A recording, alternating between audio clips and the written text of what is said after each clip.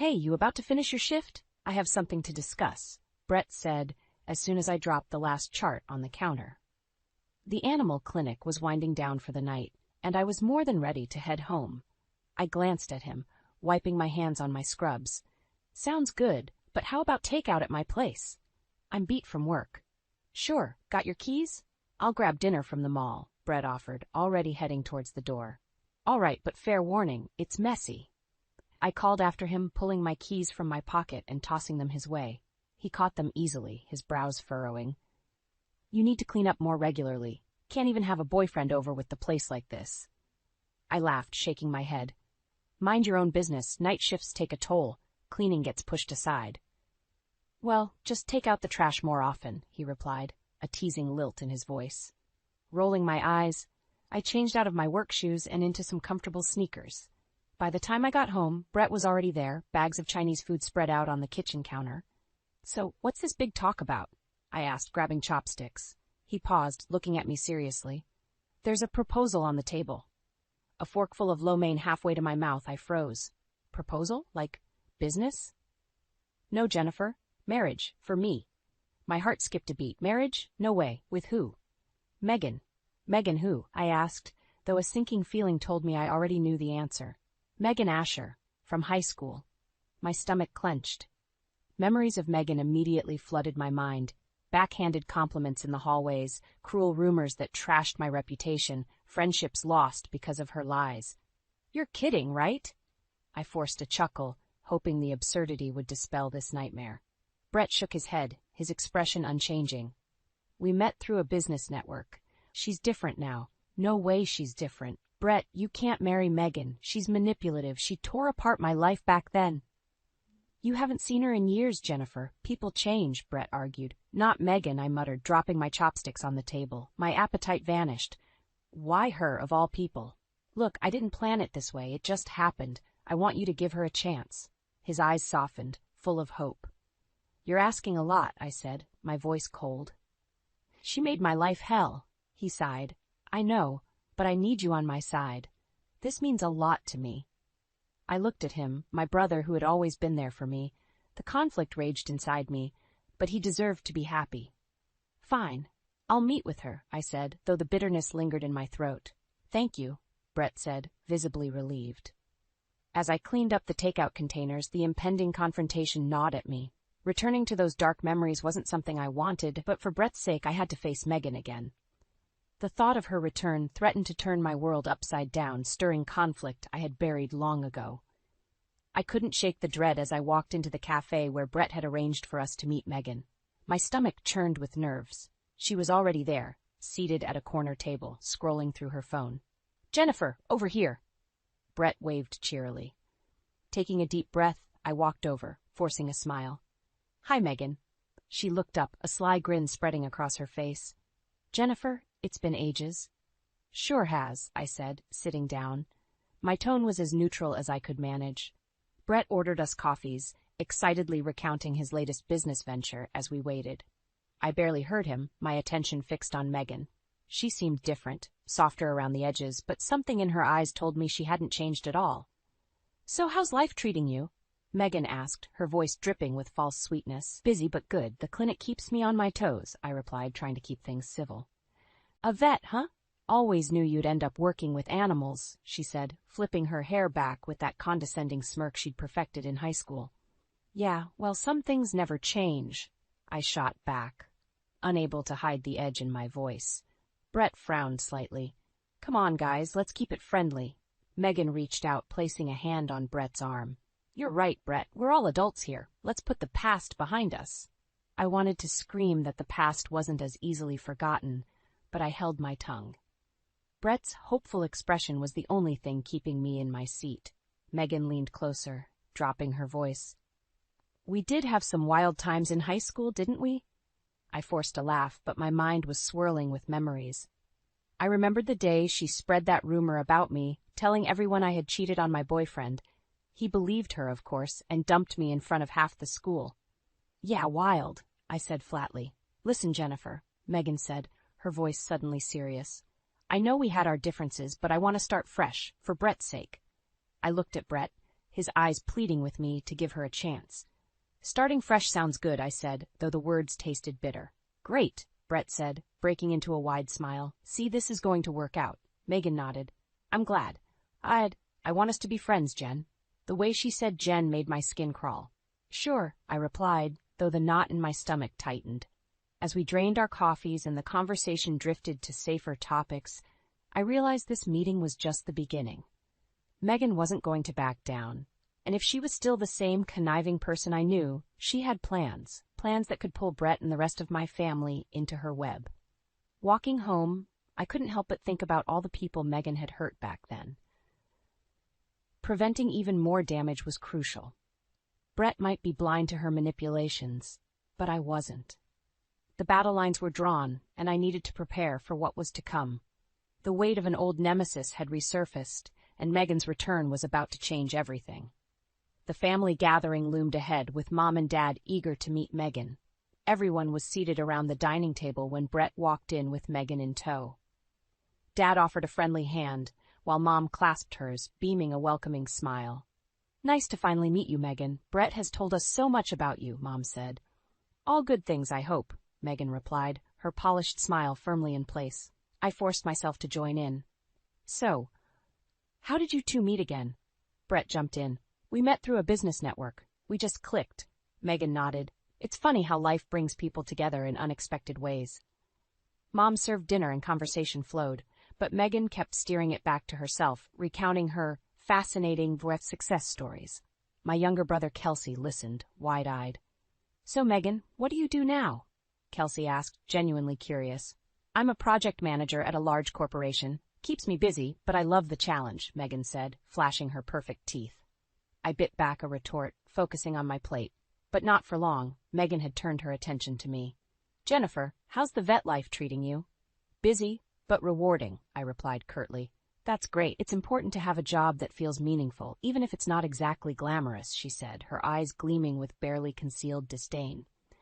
You know Jennifer works really hard? Brett interjected. She's one of the best vets in the county. Is that so? Megan leaned back, studying me. Always knew you'd end up saving animals. It's fitting. There it was, the old condescension, the undercurrent of belittling. I clenched my fork tightly. It's a job that matters to me. Absolutely, Megan said, voice not matching her dismissive smile.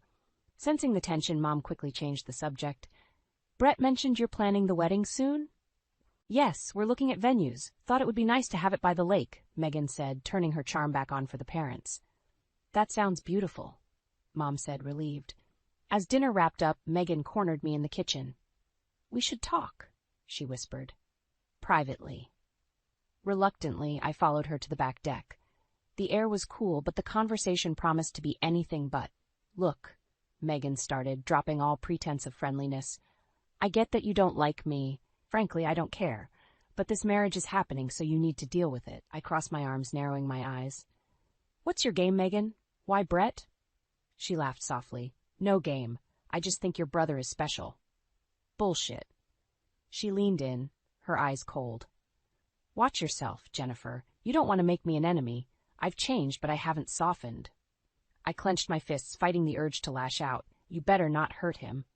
That's up to you. Stay out of my way, and everything will be fine. Hearing her words, I knew this wasn't over. Megan might have everyone else fooled, but I saw through her veneer. I just hoped the family would see it too before it was too late. As she walked back into the house, I stayed behind, calming my racing heart. The battle lines were clear, and I had to be ready for what Megan had planned next. Preparations for the wedding took over our lives. Every weekend was packed with visits to floral shops, cake tastings, and fittings. I tried to help where I could, but Megan's constant presence made it unbearable. One afternoon, I was at the bridal shop with Mom and Megan. While Megan was trying on dresses, Mom whispered to me, "She's really something, isn't she?" I forced a smile. She's definitely something. Megan stepped out of the dressing room in yet another gown, fishing for compliments. What do you think, Jennifer? It's nice, I managed through gritted teeth, trying to keep my voice neutral. Megan gave me a knowing look before turning to Mom, who lavished her with praise. She looks like a princess, doesn't she? She does, Mom agreed, her eyes shining with approval. After the fitting, we headed to lunch. As soon as we sat down, Megan wasted no time. Jennifer, there's something I need to discuss with you. Alone. Mom's eyes flicked between us, sensing the tension. I'll go order our drinks, she said, leaving us at the table.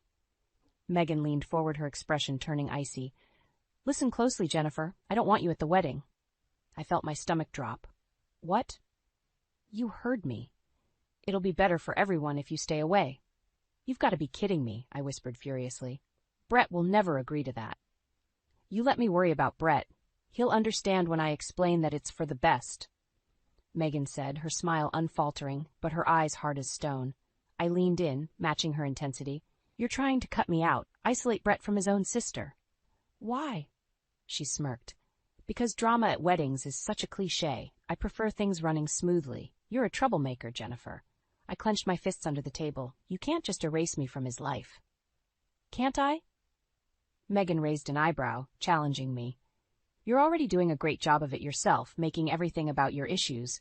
It's Brett's wedding, not your redemption story.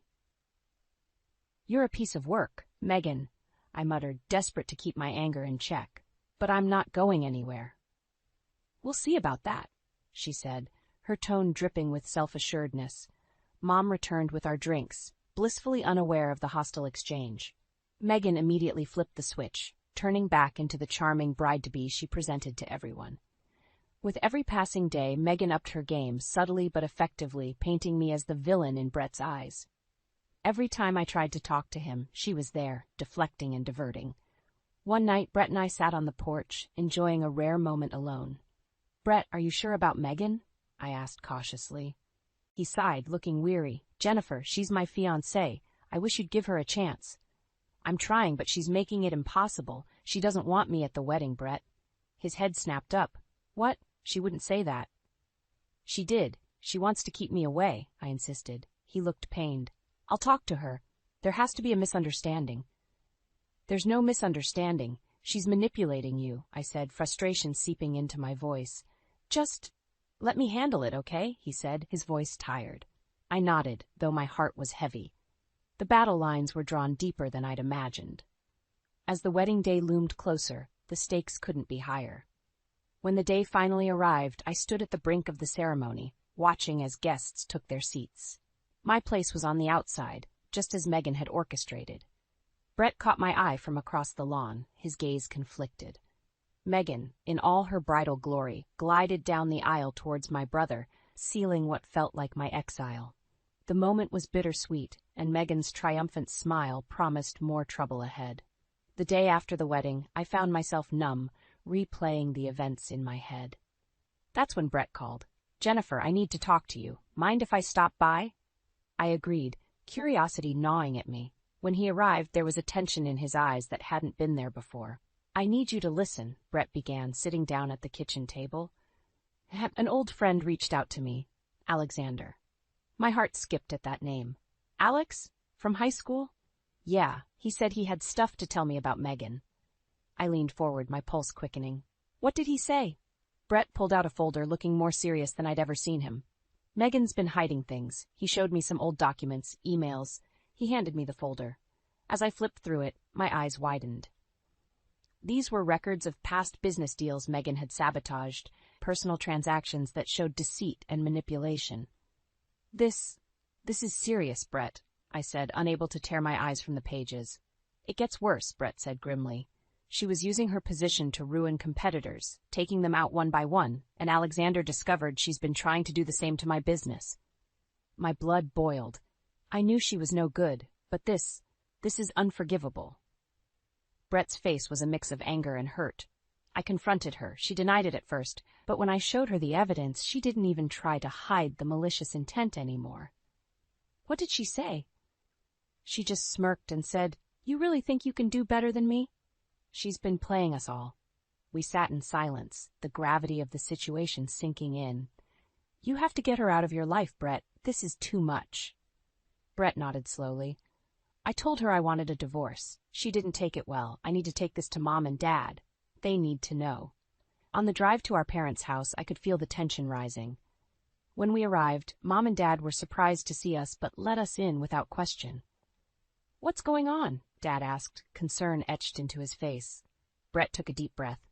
Mom, Dad, there's something you need to know about Megan. He laid it all out. Alexander's findings, the evidence, Megan's true colors. Our parents listened in stunned silence, their faces paling with each revelation. When Brett finally finished, Mom shook her head, her eyes filling with tears. How could she do this? We need to distance ourselves from her, Dad said firmly. This family comes first. Just then, Megan burst through the door. What the hell is this? She snapped, her eyes blazing with fury. Brett stepped forward. It's over, Megan. We know everything. Her gaze flicked to each of us, realizing the united front she was facing. You think you can just get rid of me that easily? Her voice was venomous. Yes, Brett said, his voice unwavering. Leave. Now. Megan's face twisted in anger, but she held her head high. This isn't over. You'll regret this. She stormed out, slamming the door behind her. The room was engulfed in strained silence. Mom finally spoke, her voice shaking.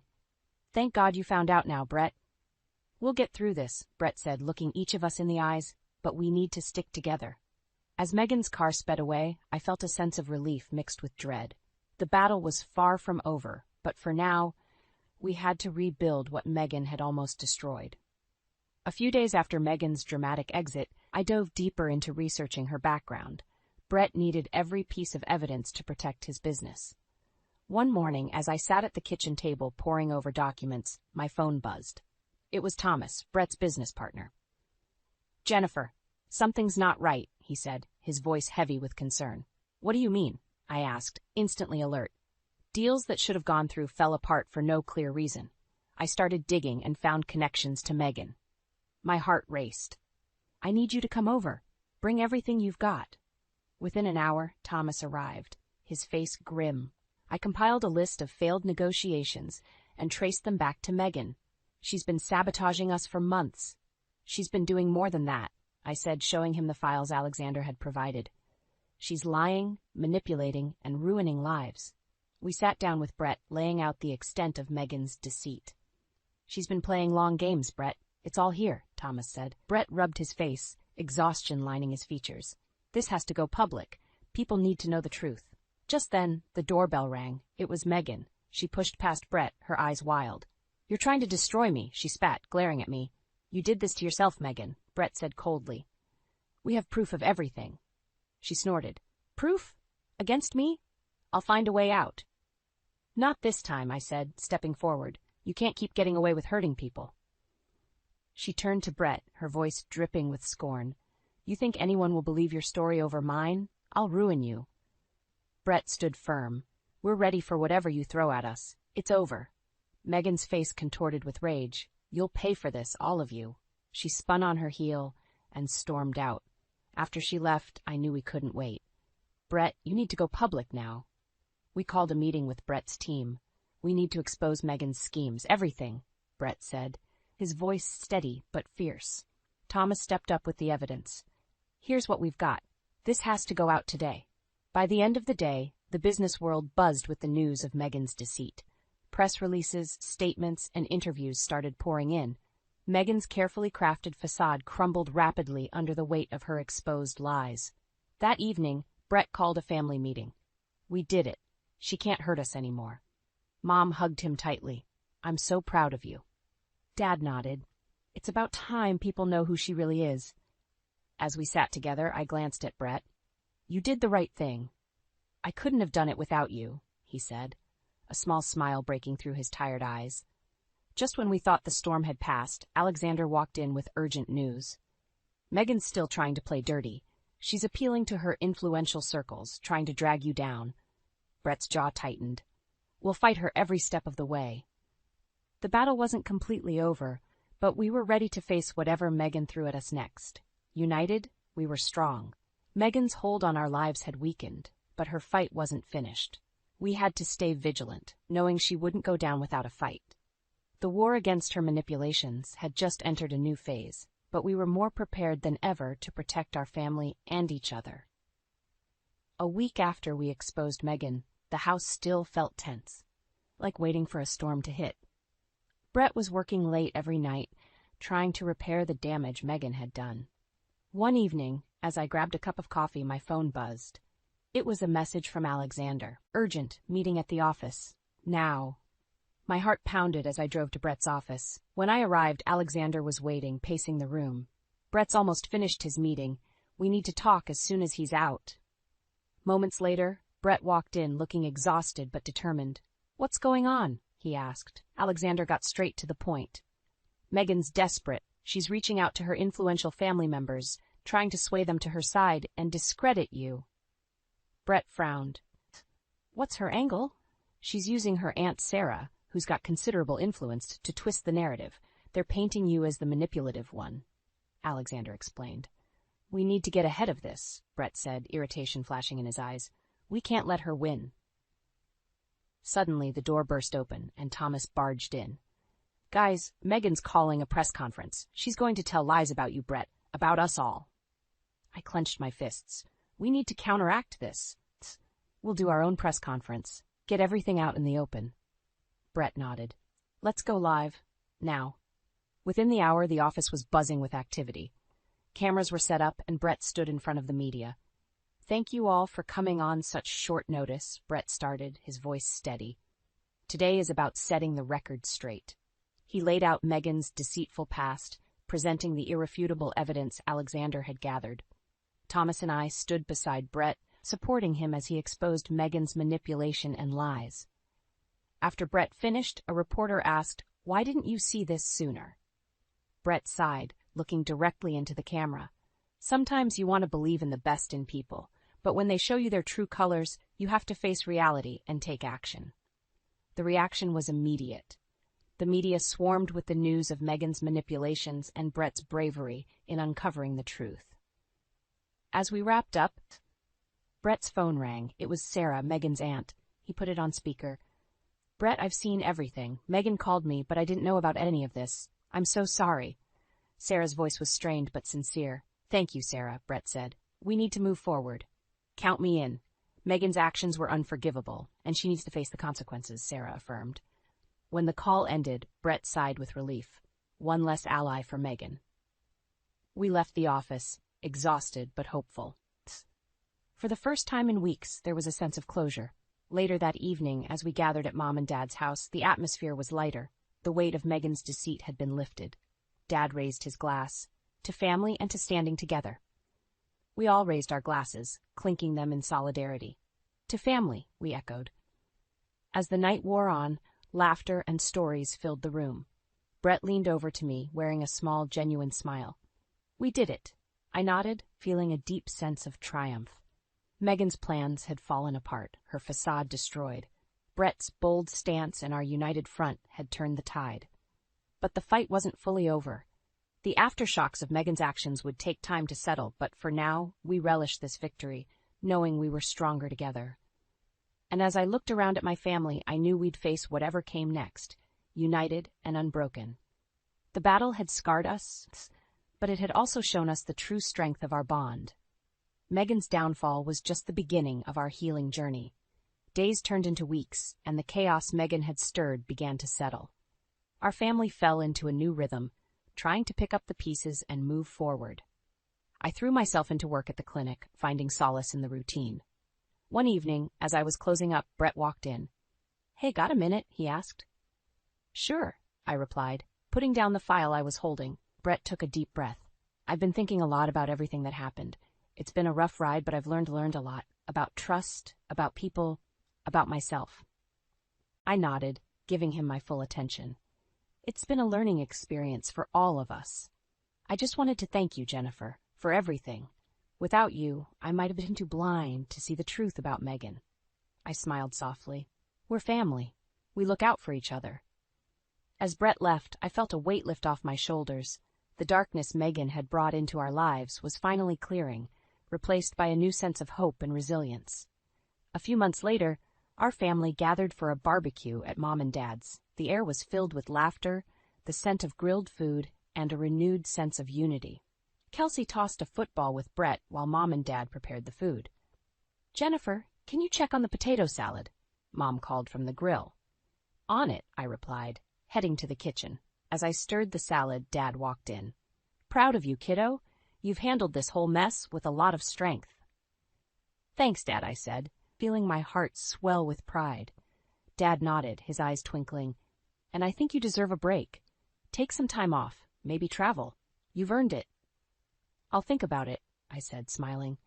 A break did sound appealing. Back outside, Brett was deep in conversation with Thomas about new business ideas. The office had bounced back quickly, stronger and more unified than before. Thomas waved me over. Jennifer, Brett and I were talking about expanding our operations. We'd love your insight, he said. Sure, I said, joining the conversation. We discussed plans, ideas flowing freely. The cloud Megan had cast completely lifted. As the night fell, we all sat around the fire pit, sharing stories and laughter. Brett raised a toast. To resilience, to truth, and to family. We all clinked our glasses, echoing Brett's words. To family. In the quiet moments that followed, I realized just how far we had come. Megan's attempts to break us had only made us stronger. Our bonds had been tested but held firm, a testament to our enduring love and commitment to each other. The family had faced betrayal and deceit, but we emerged stronger, united by the trials we had overcome. Megan's downfall was a victory, but the real triumph was in how we grew closer, valuing each other more deeply than ever. Life moved on, and we with it, carrying the lessons learned from this tumultuous chapter. The future looked brighter, filled with promise and the unbreakable strength of a family that had weathered the storm together.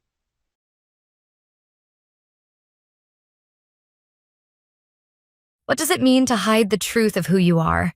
To dim your light so another might shine?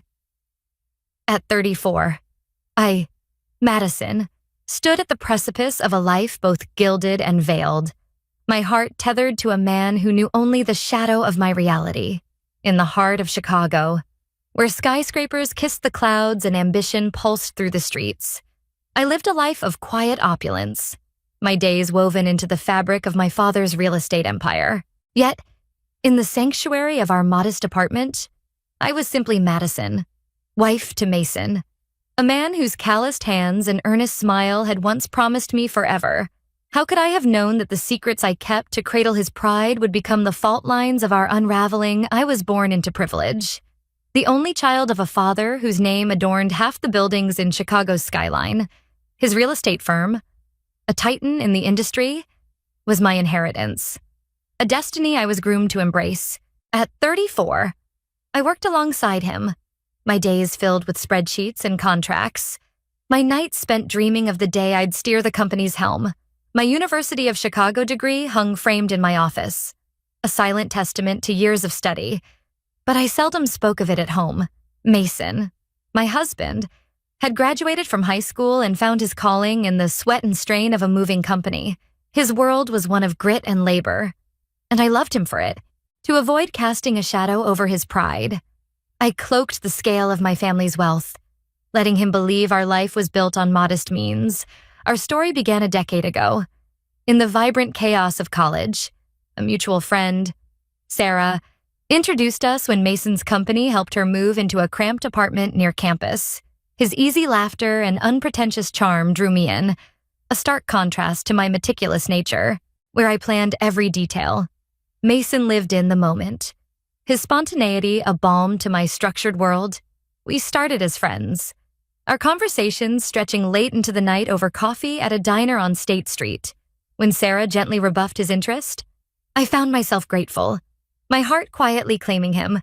Our courtship was a whirlwind, dates at Navy Pier, stolen kisses under the bean in Millennium Park, and by our mid-20s, we stood before a justice of the peace, vowing to build a life together. Mason's parents welcomed me with open arms, their suburban Chicago home a haven of warmth and simplicity. Sunday dinners at their table, filled with laughter and homemade apple pie, eased my transition into their family. In those early years, our marriage was a tapestry of small joys. Mason's job was grueling, his body weary from lifting furniture endless staircases, but he came home to me with a smile. I cherished our late-night dinners. When I'd stay up past midnight to share a meal after his long shifts, the kitchen would glow with the soft light of a single bulb, and we'd talk about everything and nothing his day. My paperwork, our dreams of a future we'd carve together. His gratitude, murmured between bites of spaghetti, warmed my soul. "You're too good to me, Maddie," he'd say, and I'd blush, feeling like the luckiest woman in Chicago.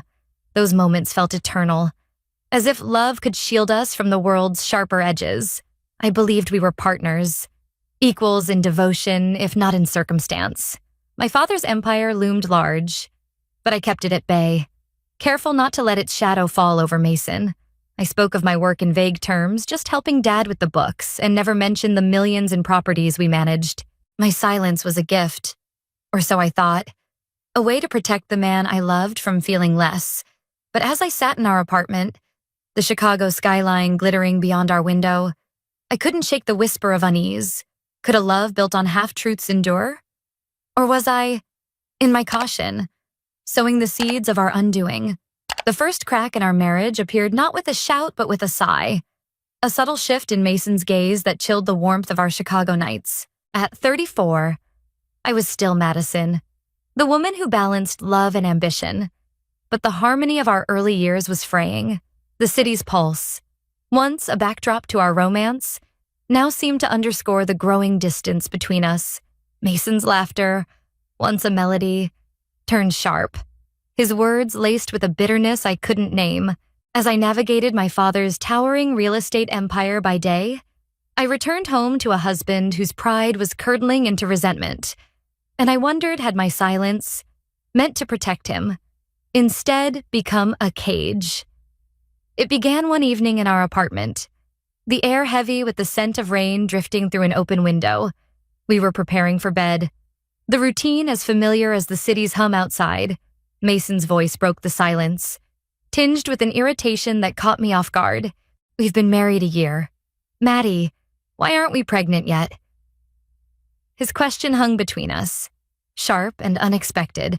I, too, longed for children, imagining a child with his eyes and my smile, but I trusted time would bring that dream to us. "It's only been a year," I said softly, brushing my hair at the vanity. "There's no rush." But Mason's eyes narrowed, his tone hardening. "No rush. Statistics say most couples conceive within a year. Something's wrong." I suggested we both get tested, a practical step to ease his worry. But his reaction stunned me. "What? You think it's my fault?" he snapped, his voice rising. "It's usually the woman's fault." You know, the contempt in his words sliced through me, a blade I hadn't braced for.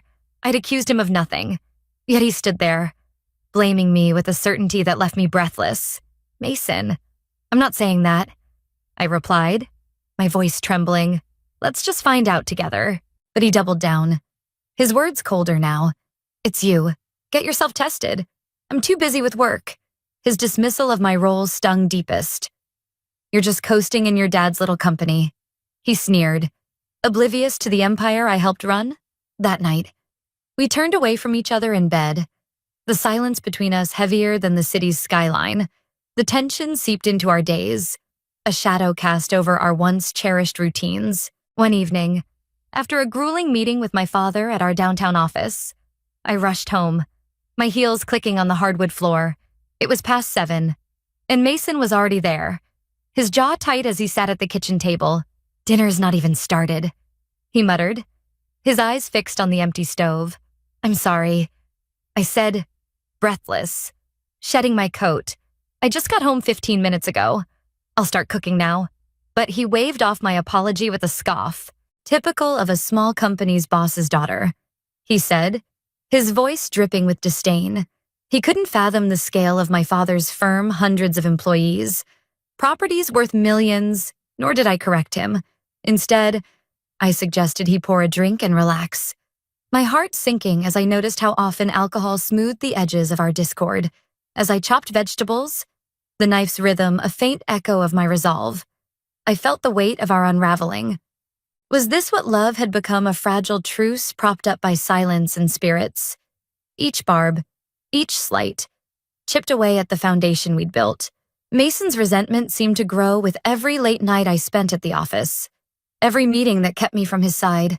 I wanted to bridge the gap, to remind him of the couple who danced under Chicago's stars. But his words left scars I couldn't ignore.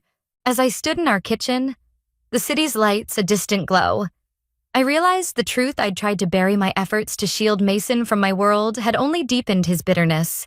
The man I loved was slipping away, and I wasn't sure I could hold him, or if I even wanted to.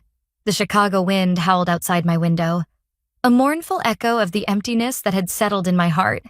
The warmth of our early years had faded, replaced by a chasm widened by Mason's biting words and my unspoken truths. As I stood in the fluorescent glare of a clinic waiting room, the weight of our childless years pressed against me, a silent burden I carried alone. The city's pulse, once a rhythm of possibility, now mocked my solitude, each passing day a reminder of dreams deferred. Yet, in that sterile space, I clung to a flicker of resolve, determined to face the truth Mason refused to acknowledge, even as his indifference carved deeper wounds. The clinic was a maze of anxious faces and clipped voices, the air thick with the scent of antiseptic. I'd taken the day off, a rare pause in my relentless schedule at my father's firm, to visit the gynecologist. Mason's insistence that I alone be tested had stung, but I pushed the hurt aside, focusing on the practical. If the problem lay with me, I'd start treatment immediately. Time was a luxury I couldn't afford. The waiting room was crowded, chairs filled with women flipping through outdated magazines, their eyes darting with unspoken fears. I sat, my fingers tracing the edge of my purse, the ticking clock above the receptionist's desk a metronome to my racing thoughts. An hour crawled by before my name was called, and I followed a nurse through a labyrinth of hallways, the linoleum cold beneath my shoes.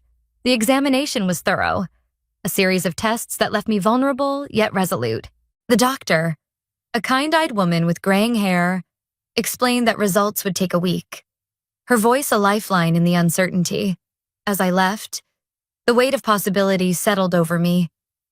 What if the fault was mine? The thought was daunting, but I vowed to confront it, to chart a path forward no matter the outcome. Driving back through Chicago's bustling streets, the skyline a jagged silhouette against the dusk, I felt a strange calm. This was my burden to bear, and I would face it with the same tenacity that had carried me through boardroom battles. That evening, Mason slumped onto the couch, his boots still on, the faint smell of sweat clinging to him. I stood in the kitchen, stirring a pot of soup, the steam curling like a fragile hope. I went for the fertility test today, I said, my voice steady despite the knot in my chest. He barely glanced up, his eyes fixed on the TV flickering with a baseball game. Figures, he muttered, his tone as sharp as a blade. If the problem's with you, good. You're getting it checked. Let me know what they say. His assumption, so casually cruel, stole my breath. I hadn't blamed him, hadn't pointed fingers, yet he'd already convicted me. I gripped the spoon tightly, the metal warm against my palm, and swallowed the urge to argue. I will, I said softly, turning back to the stove, the soup simmer a faint echo of my resolve. Days bled into weeks, then years, and the distance between us grew insurmountable. Mason's late nights became routine, his excuses flimsy, drinking with coworkers, singing karaoke until dawn. He moved through our apartment like a stranger, his laughter replaced by a carefree detachment that grated against my nerves. My career, meanwhile, demanded more late meetings, complex deals, pushing the dream of a family further out of reach. The clinic's results, when they came, were inconclusive, urging further tests I couldn't yet face. Mason's refusal to participate left me stranded, my heart heavy with the weight of his apathy. As I stood alone in our apartment, the city's lights a distant constellation, I realized the truth the man I'd loved was gone, replaced by a shadow who saw me only as a vessel for his unfulfilled dreams. The Chicago skyline glittered beyond our window, a cruel reminder of the life I'd thought we'd share. The silence in our apartment, once filled with laughter, now pulsed with betrayal. A truth I'd uncovered in a single, shattering moment. Mason's indifference had eroded my hope, but it was his deceit that would sever our bond. As I stood in the wreckage of our marriage, my father's voice echoed in my mind, a beacon urging me forward.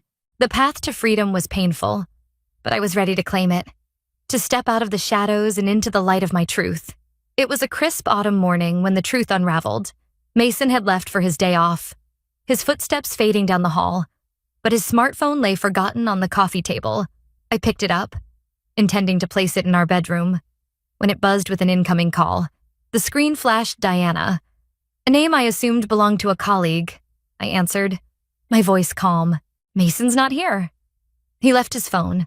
A woman's voice, flirtatious and impatient, cut through me.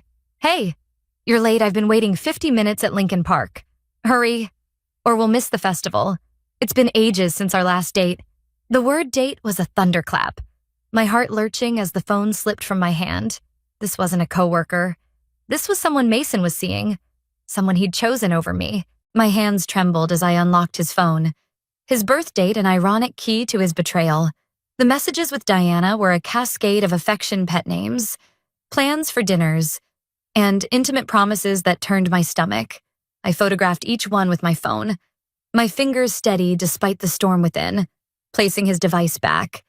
I moved through the day in a daze, the city's hum a distant roar. That evening, my father summoned me to his office, his tone grave. We need to discuss the company's future, he said, his eyes searching mine. The weight of his words, coupled with Mason's deceit, pressed against me. But I nodded, promising to return the next day. When Mason suggested separation that night, his voice casual over a glass of bourbon, I felt no shock, only clarity. Yes, let's divorce, I said, my tone even. He blinked, startled by my resolve, perhaps expecting tears or resistance. The next day, he handed me divorce papers, his signature scrawled in haste. I signed without hesitation, my pen a blade cutting through our past. I'll file these tomorrow, he said, already halfway out the door. You sure about the mortgage? I asked. Knowing his job couldn't sustain our apartment, he shrugged, oblivious, and I let him go, owing him no warnings. I moved to my parents' sprawling home in Evanston, the familiar scent of my mother's lavender garden a balm to my wounds. Their concern turned to fury when I revealed Mason's affair, their support a lifeline as I packed away the remnants of my marriage. As I stood in my childhood bedroom, Chicago's skyline a faint glow on the horizon, I felt the stirrings of freedom. The man who'd mocked my worth was gone, and I was ready to rebuild, to reclaim the life I'd dimmed for his sake. The city, with its endless possibilities, was mine again, and I would not let it slip away. Mason had left scars, but in its wake, I found solace in the rhythm of work, each contract and deal a step toward reclaiming my strength.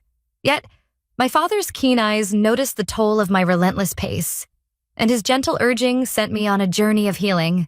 As I sipped a drink in a Los Angeles hotel lobby, the Pacific breeze a whisper of freedom, I felt the stirrings of hope until a familiar voice shattered the calm, pulling me into a confrontation that would lay my past to rest. My days at the firm had become a refuge, the clatter of keyboards and the hum of negotiations drowning out the echoes of Mason's betrayal. I poured myself into projects, my father's trust in me a steady anchor. But a year after the divorce, he called me into his office, his brow furrowed. You're burning out, sweetheart, he said, his voice lettered. Take a break, the Northeast calling your name, grateful for his care. I booked a solo trip to the American Northeast, craving the crisp air and quiet of small-town charm. The journey was a balm, the 50-degree air sharp and cleansing, the locals' warmth mending the frayed edges of my spirit. Wanting to end my trip in luxury, I reserved a suite at a renowned Los Angeles hotel, its elegance a gift to myself. The hotel lobby was a haven of marble and soft light, the clink of glasses mingling with the murmur of guests. I settled into a plush armchair, a martini in hand, the fatigue of the past year melting away. The city's vibrancy pulsed beyond the windows, and for the first time, I felt unburdened, as if Chicago's weight had lifted. Then, a voice grating, familiar, pierced my reverie. What are you doing here? I turned, my heart plummeting. Mason stood there, 2 suitcases in tow, a young woman at his side, her red nails gleaming under the chandelier. Mason, I blurted, disbelief tightening my throat. Who is she? He grinned, oblivious to my turmoil. This is Diana, my new wife. We're on our honeymoon? Her dad's the head of Goldsmith Enterprises. They paid off our mortgage in a snap. Diana, the woman from the phone call, smirked. Her bold makeup stark against her flawless skin. Is this your ex-wife? She asked. Her tone cutting. She looks tired. Hurry up. Mason. His laughter grated. A sound that broke the lobby's tranquility. I'm set for life now. Marrying into money. Thanks for making the divorce easy. Madison. The barb stung. But a spark of defiance ignited within me. Goldsmith Enterprises. I knew the name. Goldsmith Enterprises. I said, my voice calm. Their main office is in that downtown building, right? Mason nodded, puzzled. Yes, I've been there. I let the moment, savoring their confusion. That building's part of my father's portfolio. He bought it for $500 million. Goldsmith's been late on rent for months. He's considering legal action. Diana's face paled, her bravado crumbling. That's impossible, she stammered. Our company's thriving. I pulled out my phone, calling my father. Can you send the latest rent notice? Moments later, I showed them the document. The overdue amount stark against the screen. Diana muttered, Dad's been stressed. Talking about layoffs. Mason's eyes blazed. You're lying. Trying to ruin us. His shout drew glances, but I remained steady. I have no reason to care about your life. Mason, I'm over you. I paused. The truth rising like a tide. I'm 5 months pregnant. My new husband supports me in ways you never could. And the clinic. It confirmed years ago I'm fine. If you and Diana are struggling to conceive, maybe you should look in the mirror. His jaw dropped. The color draining from his face. Diana's scorn flared. You're infertile. Why didn't you tell me I stood? My voice firm. Settle the rent, or we'll pursue legal action. Goodbye. Mason. Their voices rose in a heated argument as I walked away. The lobby's calm restored. Back in Chicago, the skyline greeted me like an old friend. Its lights a beacon of the life I'd reclaimed. My trip had been a crucible, burning away the last vestiges of Mason's shadow. As I stepped into my new home, my husband's warm embrace enveloped me. His quiet strength a contrast to the chaos of my past. The hotel confrontation had been a catharsis, a final severing of ties that left me weightless. For the first time, I felt not just free, but whole. My future a canvas of love and possibility. Welcome back, my husband murmured, his hand resting on the gentle swell of my belly. Did you find what you needed? I smiled, the memory of Mason's stunned face fading like a bad dream.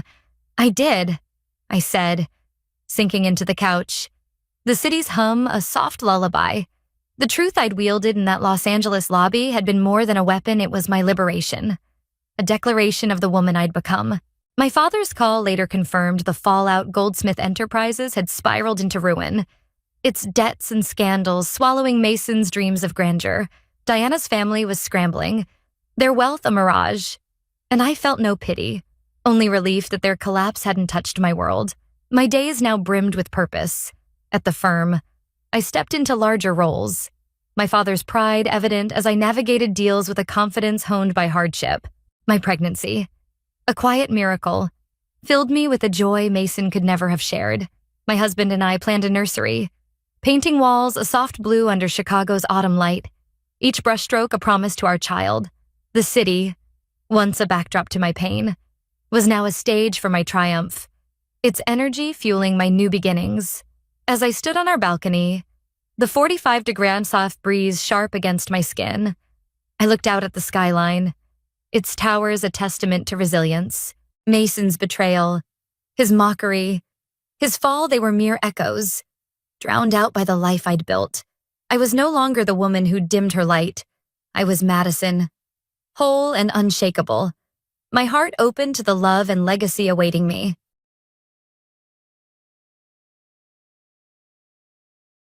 What does it mean to be erased by the people who should know you best 3 days before Christmas? I stood in my Chicago apartment, a packed bag by the door, gifts wrapped in silver paper, and a forest green sweater folded neatly on the couch, soft as a whisper of the holiday I thought I'd share. I'm Dr.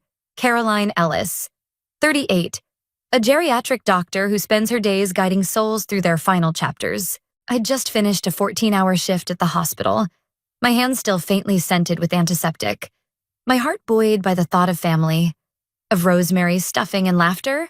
But when my phone buzzed, it wasn't the usual request for extra napkins or a carpool plan. It was the moment my world tilted. The moment I learned that love, or what I'd mistaken for it, could be rescinded with a single call. The screen showed my younger brother Blake's name. I answered, expecting his usual charm, his voice like a melody that always got him out of trouble. "Hey, Caroline. So listen," he said, his tone casual, as if he were discussing the weather. "Savannah's coming to Christmas. Right. She's really into energy, like how a room feels. And with your work, it can feel kind of heavy. I think for her sake, it might be better if you sat this one out. It's nothing personal. Heavy." The word landed like a stone in my chest. He didn't say, "You're a doctor who helps people die with dignity." He didn't mention the patients who clutched my hand, grateful for one last moment of being seen. Just heavy, like I was a shadow too dense for his girlfriend's Instagram glow. I didn't argue. I didn't ask what he meant. I just said, "Okay," my voice steady, though my pulse thrummed. An hour later, my mother called. Her voice was soft, a lullaby laced with something sharper. "Honey, we're just trying to make this easy for everyone," she said. "You know how sensitive Savannah is. If you come, it could be confusing. Honestly, we might not answer the door." The words weren't a suggestion. They were a wall. I wasn't just uninvited. I was unwanted. A smudge on their holiday tableau. I didn't yell or cry. I said, "Okay," again, and hung up. The silence that followed was thick, but it wasn't empty. It was mine. I opened my banking app, my fingers moving with a calm I didn't feel. The $800 monthly transfer to their mortgage canceled. The $1, $200 Blake still owed me from his last freelance flop frozen. The emergency fund I'd kept for their leaky roof or broken heater locked. I didn't send a text or post a cryptic quote online. I just let the silence settle. A quiet rebellion against a role I'd played too long. For years. I'd been their invisible scaffolding. The one who paid when they faltered. Who showed up when they called. I thought it made me necessary. Maybe even loved. But that night, as I stood by the bag I wouldn't unpack, the gifts I wouldn't give, I saw it clearly. Necessity isn't love. It's just utility. The sweater stayed folded. Its green as deep as the forest I'd imagined driving through to reach them. 100 miles away in their suburban home. I didn't touch it. I didn't need to. The weight of their words was enough to anchor me to a truth I'd been dodging. I'd given everything, and they'd taken it without seeing me. For the first time, I chose myself. Not out of anger, but out of clarity. Christmas was coming, and I'd face it alone not because I had to, but because I could. The thing about being the eldest is that you're the trial run, the rough draft before the masterpiece arrives. Growing up in our suburban Chicago home, I learned early that my role was to be steady, while Blake, 6 years younger, was the spark. Looking back on a childhood where every misstep I made was a lesson, and every triumph was expected, Blake's chaos, though, was art.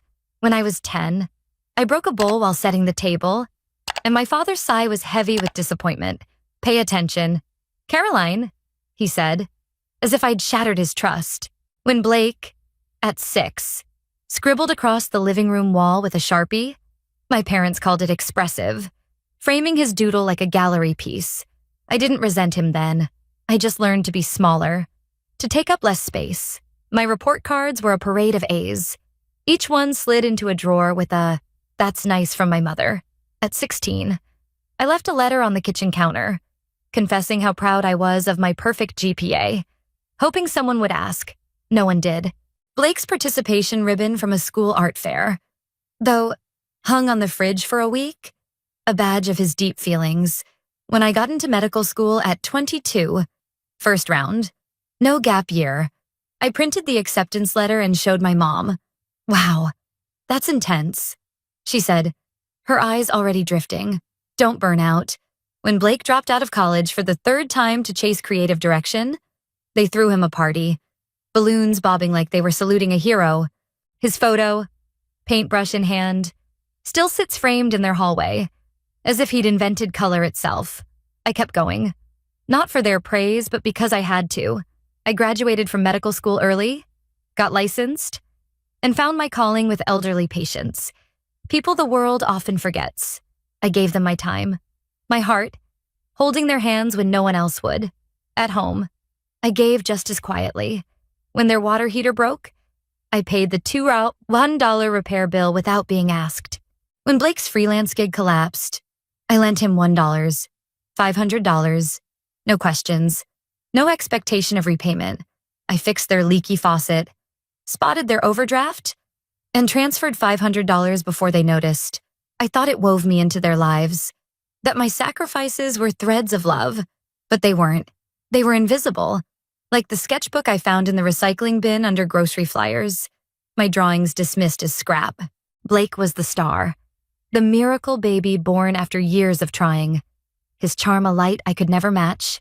At 32, he still floated on their adoration, his failures cushioned by their faith in his artistic soul. I was just the one who showed up, the one who didn't complain, the one who paid. There's a peculiar ache in being the person everyone leans on but no one sees. I booked Blake's $300 flight home for Thanksgiving last year when he was strapped after buying a new camera. I covered Mom's $200 co-pays for physical therapy, drove 50 miles to jumpstart Blake's car when his battery died again, then bought him $150 a replacement. I never said no, not out of weakness, but because I believed it mattered. I thought it made me family. But love, I learned, isn't a ledger. My contributions were air, unnoticed until they stopped. When I was there, I was too quiet, too serious, too much like the hospital wards I worked in. When I wasn't, they didn't miss me. They missed the ease I brought. At 38, I saw the pattern, not with anger, but with a clarity that stung. I'd been loving them out of habit, out of a hope they'd one day look at me and see more than a solution. That hope died the night they uninvited me, replaced by a question I couldn't shake. What if I stopped trying to prove I belonged? What if I let them feel the weight of my absence, not as punishment, but as truth? The answer wasn't loud. It was a quiet shift, a door closing softly inside me. And it felt like the first breath I'd taken in years. Christmas morning arrived like a stranger, quiet and unadorned. In my Chicago apartment, the silver-wrapped gifts sat untouched beneath a tree I hadn't bothered to light, their ribbons curling like afterthoughts. I held a mug of chamomile tea, its steam curling upward, carrying the faint scent of honey. The world outside buzzed with carols and headlights slicing through the snow. But here, in this small pocket of stillness, I was alone, not lost, not broken, but deliberately absent from a place that had no room for me. The silence wasn't heavy. It was a choice, a soft rebellion against years of bending to fit their frame. I didn't unpack the rosemary stuffing ingredients, didn't slip into the green sweater I'd chosen for its understated festive glow. Instead, I wore an old flannel shirt, its threads worn thin from nights spent studying patient charts. I sat on the couch, the blanket draped over my knees, still holding a trace of laundry detergent, and stared at the unlit tree. There was no ache for their laughter, no pull to call and plead. For the first time, I wasn't chasing their approval or stitching myself into their story. I was here, whole, in a space that didn't demand I prove my worth. The phone stayed silent. No texts, no apologies, just the hum of my heater clicking on. I thought about my patients, the ones who'd taught me that dignity isn't loud, like Mrs. Rivera, who'd smiled last week as I adjusted her pillow, whispering, "You make it easier to let go." Their gratitude, unasked for, was a light I carried now. My family's rejection had stripped away the illusion that I needed their gaze to matter. By not showing up, I'd claimed something new, a peace that didn't rely on their voices. I sipped my tea, the warmth spreading through me, and felt the weight of their absence lift. It wasn't loneliness. It was power, quiet and unshakable, rooted in the truth that I was enough. The day passed in soft increments, snow falling, a neighbor's muffled radio, the tick of my clock. I didn't cry or rage. I just existed. And that was rebellion enough. As night fell, I set the mug down. its rims still warm, and knew I'd crossed a threshold. The door I'd closed on them wasn't locked, but it was mine to open. Or not. For now, I let it stay shut, savoring the stillness of a Christmas that belonged to me alone. The day after Christmas, my phone buzzed with a persistence I'd expected but didn't welcome. 3 missed calls from my mother. A text sharp as a blade. "Can you answer? You've done enough damage already." My stomach twisted. Not with guilt, but with the familiar pang of being blamed for a mess I hadn't made. I was still in my Chicago apartment, the unlit tree a silent witness to my newfound calm, when Aunt Claire's name flashed on the screen.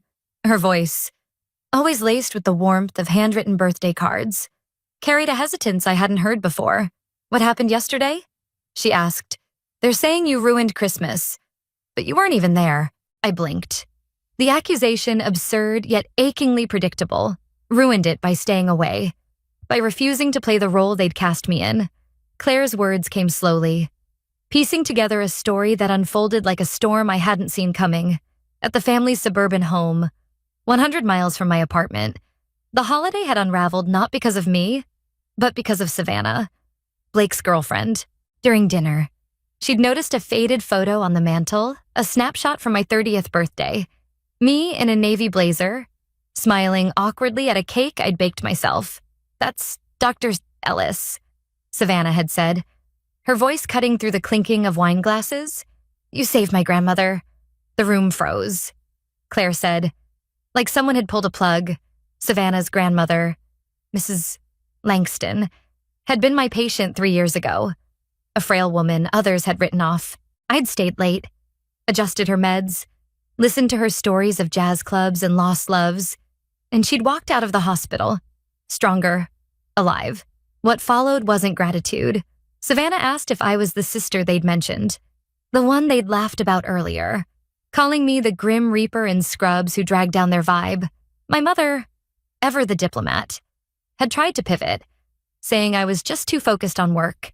But Savannah pressed, her artist's intuition catching the cruelty beneath their jokes. Claire didn't hear it all, only that Savannah's questions grew sharper, their answers colder, until she gathered her coat and left, her plate barely touched. By midnight, she'd posted on social media a quiet firestorm that spread through her New York art circles, where Blake was clawing for a foothold. Her words, Claire relayed, were simple but searing.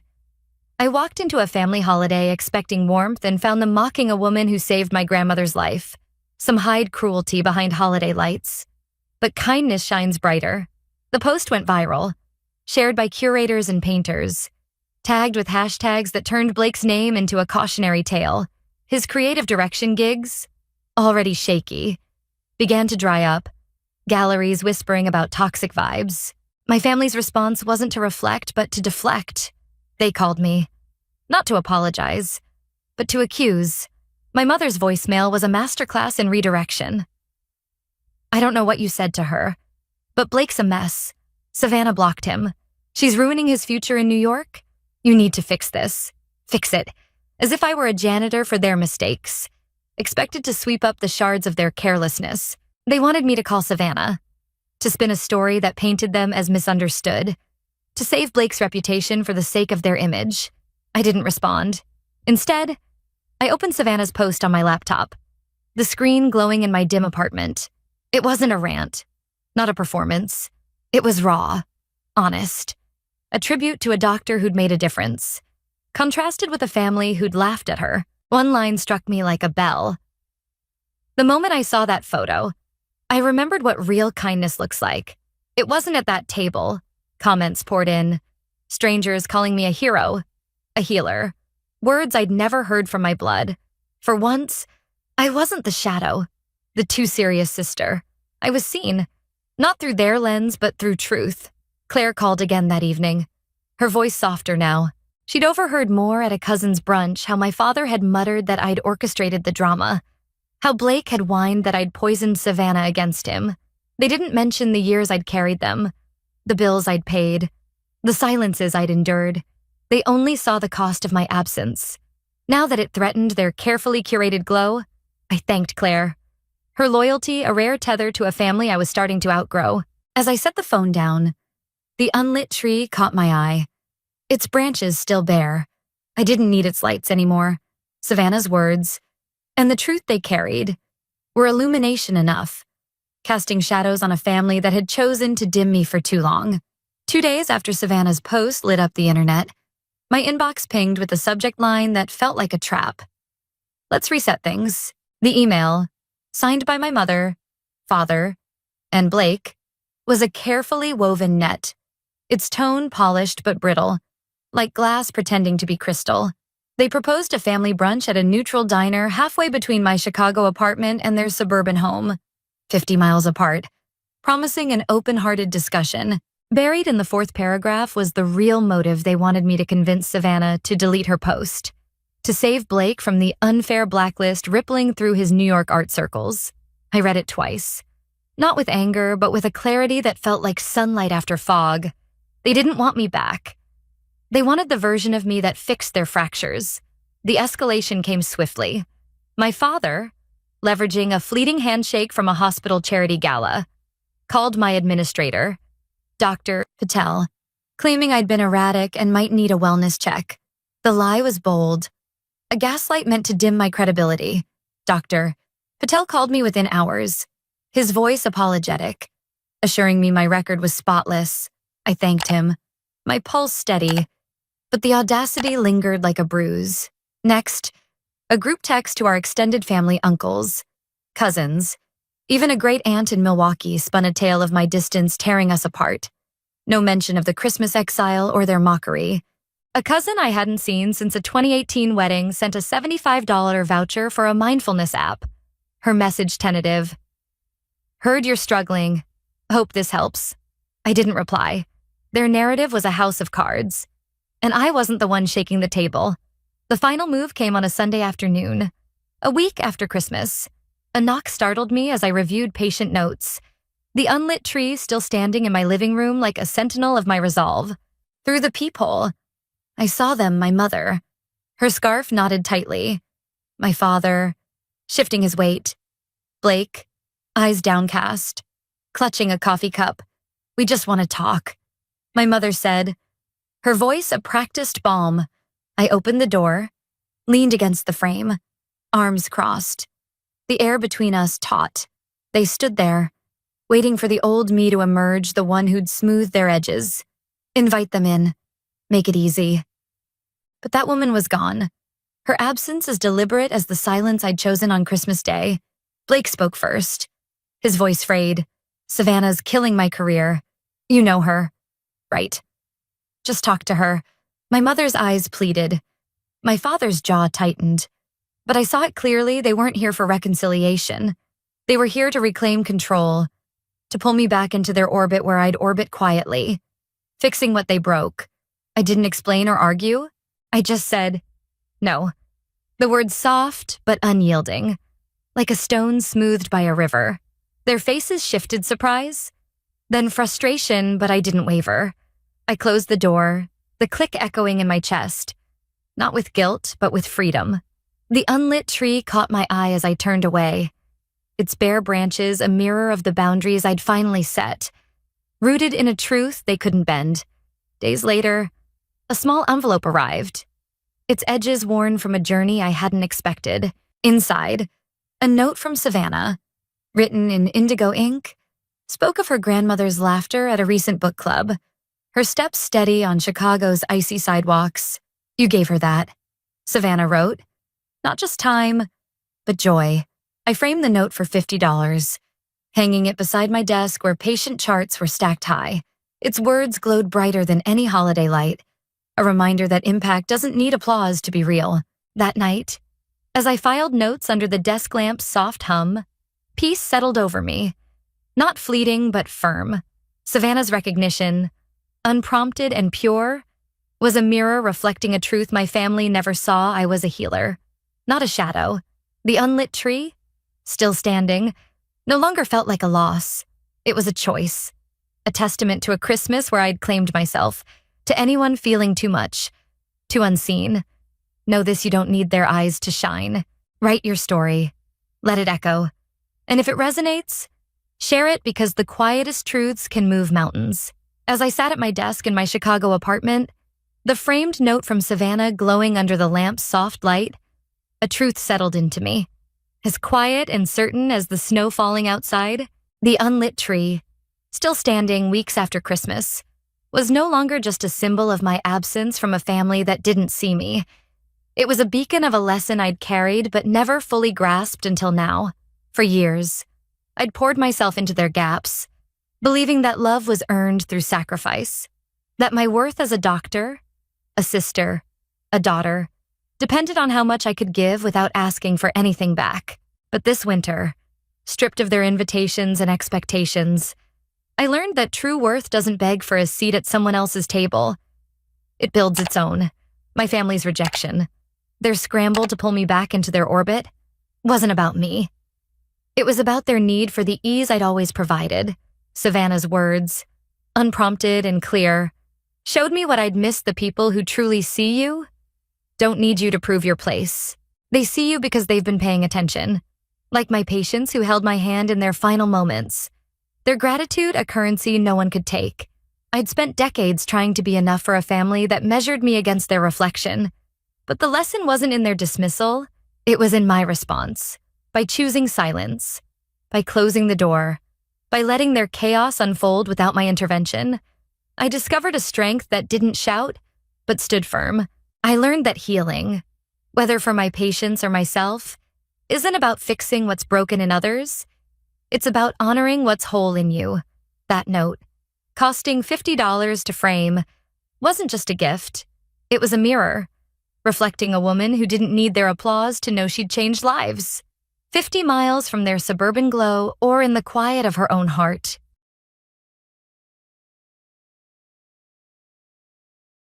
What is the price of love when it's measured in dollars and dignity? At 55, Paisley Harrison, stood in my sunlit kitchen on the eve of Mother's Day, arranging pink roses in a crystal vase, their petals soft as hope. I believed a perfect gift could mend the brittle threads between me and my daughter-in-law, Christine, but tomorrow would unravel that belief, leaving me to gather the shards of a truth I'd long ignored, a truth that would cost me dearly, yet set me free. The vase caught the morning light, casting prisms across my modest duplex in suburban Ohio. I adjusted the roses, a $30 splurge from my fixed income, and nestled a hand-painted teacup beside them, its delicate roses a mirror of my intentions. Christine, my son David's wife, had never warmed to me, her smiles thin as the ice on a January puddle, yet I persisted, convinced that if I found the right gesture, the wall between us would crumble. My retirement savings dwindled monthly to cover their mortgage, a sacrifice I made without complaint since David's job loss last year. I still believed in family, in the glue of shared burdens. My phone buzzed on the counter, David's name flashing. My heart lifted as I wiped flour from my hands. The scent of lemon cookies for the grandkids lingering. Mom. His voice was taut, like a wire stretched too thin. About tomorrow. Something in his tone made me grip the counter. What about it? Honey, I've got Christine's gift ready, and the kids' cookies are cooling. Silence stretched. Heavy as fog.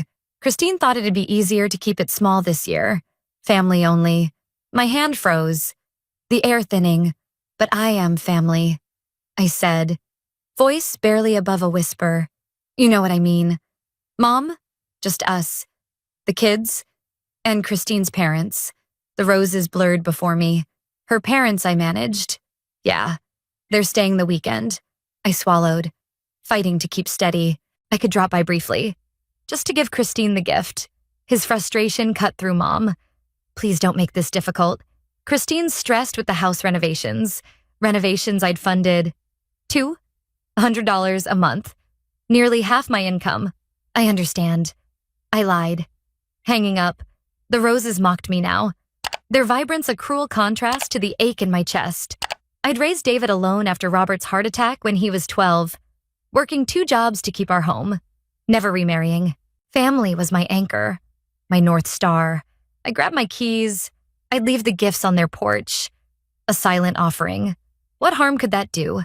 20 miles later, I pulled up to their 2-story colonial, its manicured lawn a testament to my checks. The house was quiet. No cars in the drive. I stepped onto the porch, gift bag in hand, when Christine's voice drifted through an open window. No, Mom, don't worry about her showing up. I made sure David told her to stay away. Her laugh was a blade, cold and sharp. She's not invited this year or any year. If I have my way, my breath caught, the bag trembling in my grip. You know what'd be a real Mother's Day present? Christine continued, venom dripping.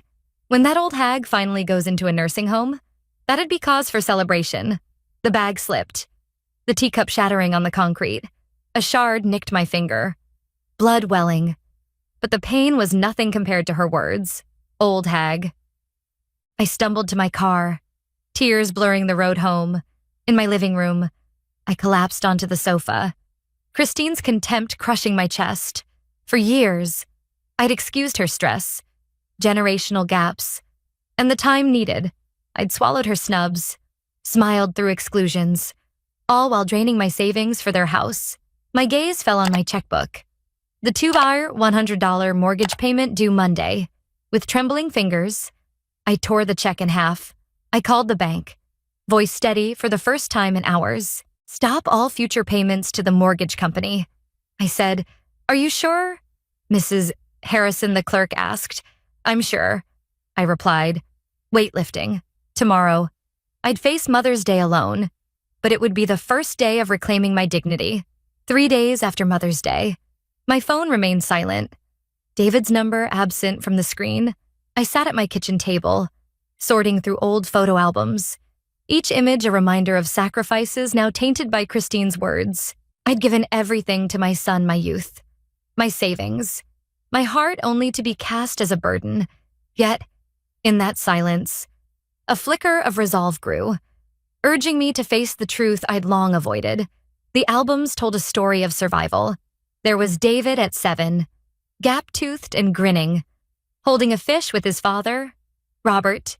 3 years later, Robert's sudden heart attack shattered our world, leaving me a 35-year-old widow with a grieving boy and mounting debt. I traced Robert's face, whispering, I did everything I could. I had 2 jobs, an administrative assistant by day, a waitress by night, to keep our duplex. I'd helped David with homework between shifts, attended every school event, and took a second mortgage for his college. I never remarried. Those suitors came. My life orbited David, building the future Robert and I dreamed for him.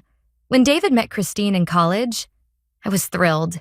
Her ambition sparkled, her business degree a promise of stability. But her plans, I later learned, hinged on my money, not my presence. Their wedding was the first clue, a lavish affair at a venue I couldn't afford. When I suggested modesty, Christine's eyes narrowed. This is our day. Paisley, don't you want David's happiness? I did. So I withdrew $20, Zon dollars from my 401k. Penalties be damned. After marriage, David's calls dwindled. Dinners grew rare. And Christine's excuses, headaches, tired kids, forgotten plans piled up. Yet, when they needed money, I was family again. 3 years ago. They wanted this colonial in an upscale Ohio neighborhood. David, eyes downcast, admitted the bank wouldn't cover the full loan. It's perfect. Mom, for the kids' schools, I gave $50, $0 from my savings for the down payment. When David lost his tech job, Christine refused a cheaper house. So I started paying the $200 monthly mortgage, a temporary fix that became permanent. Now, Christine's nursing home remark echoed, a slap I couldn't ignore. Last Thanksgiving, she'd smirked at my duplex, calling it quaint as if it were a hovel, her gaze mocking my thrift store frames. I'd swallowed it. As always. No more. The phone rang. David's number flashing. I answered, bracing myself. Where's the mortgage payment? No greeting. Just anger. Hello to you. Too, David, I said, calmer than I felt. The bank called. Mom, it's past due. What's going on? I took a deep breath. I'm not paying anymore. His voice rose. You can't do that. I can. It's my money. but we had an agreement that was before I heard Christine's true feelings. I said, words spilling, before I was uninvited from Mother's Day, while her parents were welcomed, before she said a nursing home would be a celebration. Silence. You were spying. He accused, no, David. I came to drop off gifts, and she was loud enough for the neighbors to hear. She didn't mean it. He said, unconvincing. She was venting. About what? What have I done but give until I'm empty? Another silence. I pictured him running his hand through his hair. A gesture so like Robert's. Mom, we need that money. We can't pay without it. Then sell the house? I said, surprised by my firmness. Get something you can afford. We can't. The market's down. We'd lose everything. And the kids' school. Those are your choices. David. His voice turned cold. Is this blackmail punishing us because your feelings got hurt? Something broke inside me. After decades of sacrifice going without vacations. New clothes. Security. This was my son's view. This isn't punishment, I said, voice trembling but steady. It's about respect. I'm 55. David, with barely enough for retirement because I gave it all to you, and you let Christine treat me like nothing. That's not fair. He protested. No, it's not. I agreed, but I'm done. I love you. Always will. But I won't burn myself out to keep you warm. I hung up, heart pounding. The doorbell rang the next morning at 10:00. I'd been up since dawn, rehearsing words I might never say, smoothing my cardigan. I opened the door. David stood there, face drawn, lines deeper than I remembered. Come in, I said, stepping aside. He walked past, shoulders rigid, hands in his pockets. Coffee, I offered, grasping for normalcy. I'm not here for coffee, he said flatly. I'm here about the mortgage, of course. Not to apologize, not to check on me. Sit down. David, I said, sinking onto the sofa, bone weary. He perched on the armchair. We need that money. The bank called. Another missed payment. And they'll start foreclosure. I've made my decision, I said quietly. Because of some stupid comment, he ran his hand through his hair. Frustrated. She was having a bad day. It's not one comment. I countered. It's years of disrespect. Years of being an ATM. Not a mother. The doorbell rang again. A sharp intrusion. I opened it to find Christine. Her face a mask of indignation. I knew he wouldn't handle this right, she said, brushing past me. Her eyes found David. What's taking so long? Get her to sign the check. The air chilled. David looked mortified. Christine, that's not Stop it, she snapped, turning to me, arms crossed. I know you're upset about Mother's Day, but this is childish. We need that money. It's my money, I said, voice low, and I'm not giving it anymore. Her face darkened. After everything we've done for you, I laughed, the absurdity piercing the tension. What have you done? Christine, besides take my money and keep me from my family, I've tolerated you. She spat, veneer cracking, your constant hovering, always needing attention. David was fine until you played the poor widow card. David stood abruptly, the coffee table rattling. Christine, enough. No, she shot back. Your mother's been manipulating you with guilt and checks. We don't need her. We need her checkbook, David said quietly. And my heart fractured. My son, reducing me to a $sign. Christine's voice turned honeyed. Paisley, we all say things we don't mean. Let's move past this. The mortgage isn't my responsibility. I said, neither are you. Her facade shattered. You smuggled woman. Do you think David would visit without your checks? That the kids care without your gifts? David stared, horrified. Christine, stop. Let her speak, I said, a strange calm settling in. Let her tell the truth. She laughed bitterly.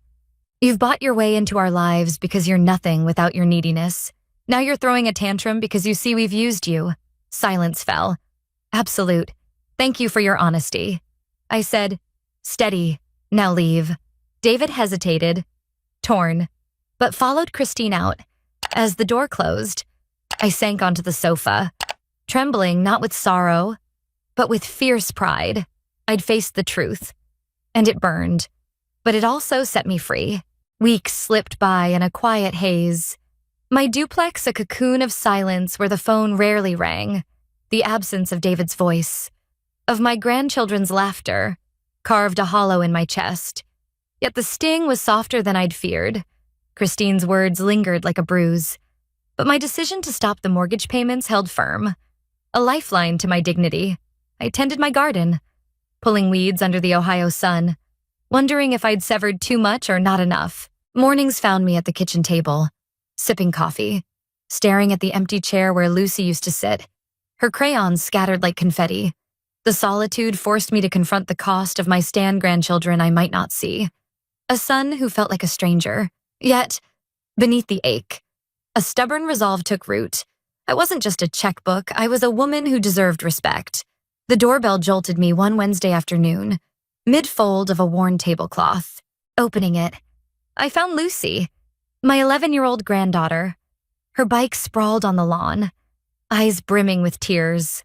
"Grandma," she gasped, and I pulled her into a hug, her warmth a balm. "What are you doing here? Sweetheart, does your dad know?" She shook her head. "They're fighting all the time about the house. About you. I heard Dad say the bank's taking it away." My heart sank. Foreclosure had begun. The consequence of my choice. "I miss you," she said, burying her face in my shoulder. "Mom said you didn't want us anymore." But I knew that wasn't true. I led her to the kitchen, stirring hot chocolate with extra marshmallows. The mug's steam curling like a promise. "Your mom wasn't honest," I said gently, setting it before her. "I've missed you terribly." Lucy sipped, nodding. "Dad's sad all the time. He lost his job again. Mom's always crying about the house. Another job loss. The third in 5 years. The tech industry's volatility had struck again. "Are you and Dad fighting?" she asked, eyes wide. "Is that why you stopped helping?" I weighed my words, mindful of her youth. "Your dad and I disagree about how families should treat each other. It's not your fault. And I love you so much." She hugged me.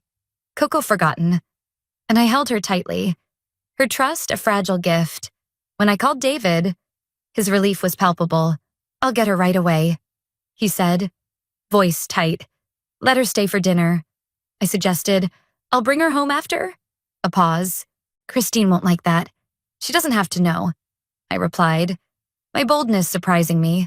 Lucy came to me. "David, she's worried about your fights." Another pause. Longer. "Fine.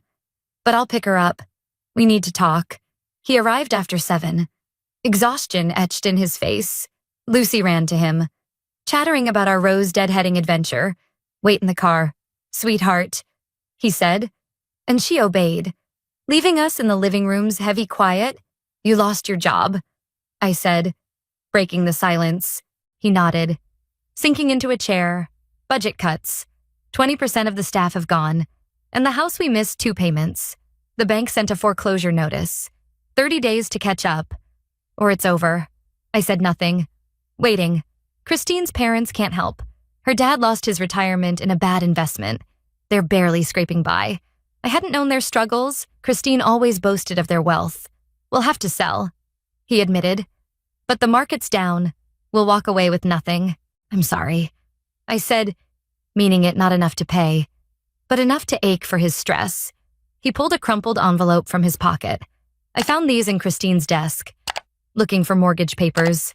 Inside were my unopened cards to the children's birthdays, Christmases, and years of love intercepted. She said she was protecting them from your manipulation. He whispered. I didn't know. The betrayal stung anew, but I steadied myself. I spoke to a lawyer. I said, "I've put over $150, $7 into that house down payment. Mortgages. I could claim a stake. Maybe co-own to stop foreclosure. But there'd be conditions." His eyes widened. "Like what access to my grandchildren? Respect? And a real apology from Christine." His face fell. "She'll never do that." I rose, resolute. "Then we're at an impasse. David, I won't compromise my dignity anymore." Months later, as autumn painted my garden in amber and crimson, I found myself tracing new paths not just in the soil, But within, the foreclosure loomed over David's family, yet I carried my resolve like a shield, tempered by Lucy's visit and the cards that never reached her. In the quiet of my duplex, I began to seek something beyond family. Something for me. The journey led to a forgotten passion, stirring a part of me long buried under duty. One crisp October afternoon, I ventured into my spare bedroom, a clutter of memories, boxes of Robert's books, David's childhood trophies.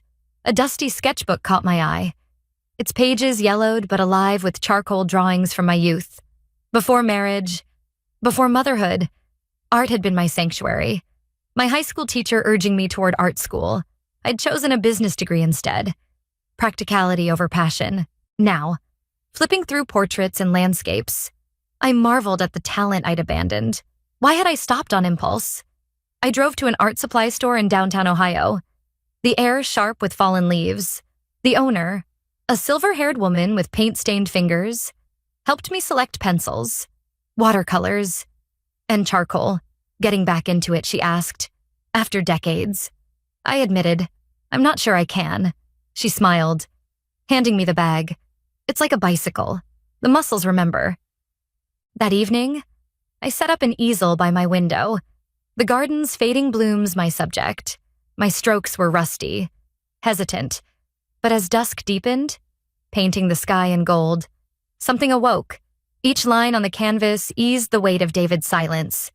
Channeling my grief into color, I painted Lucy's tulips, their resilience a mirror of my own, and felt a spark of joy I hadn't known in years.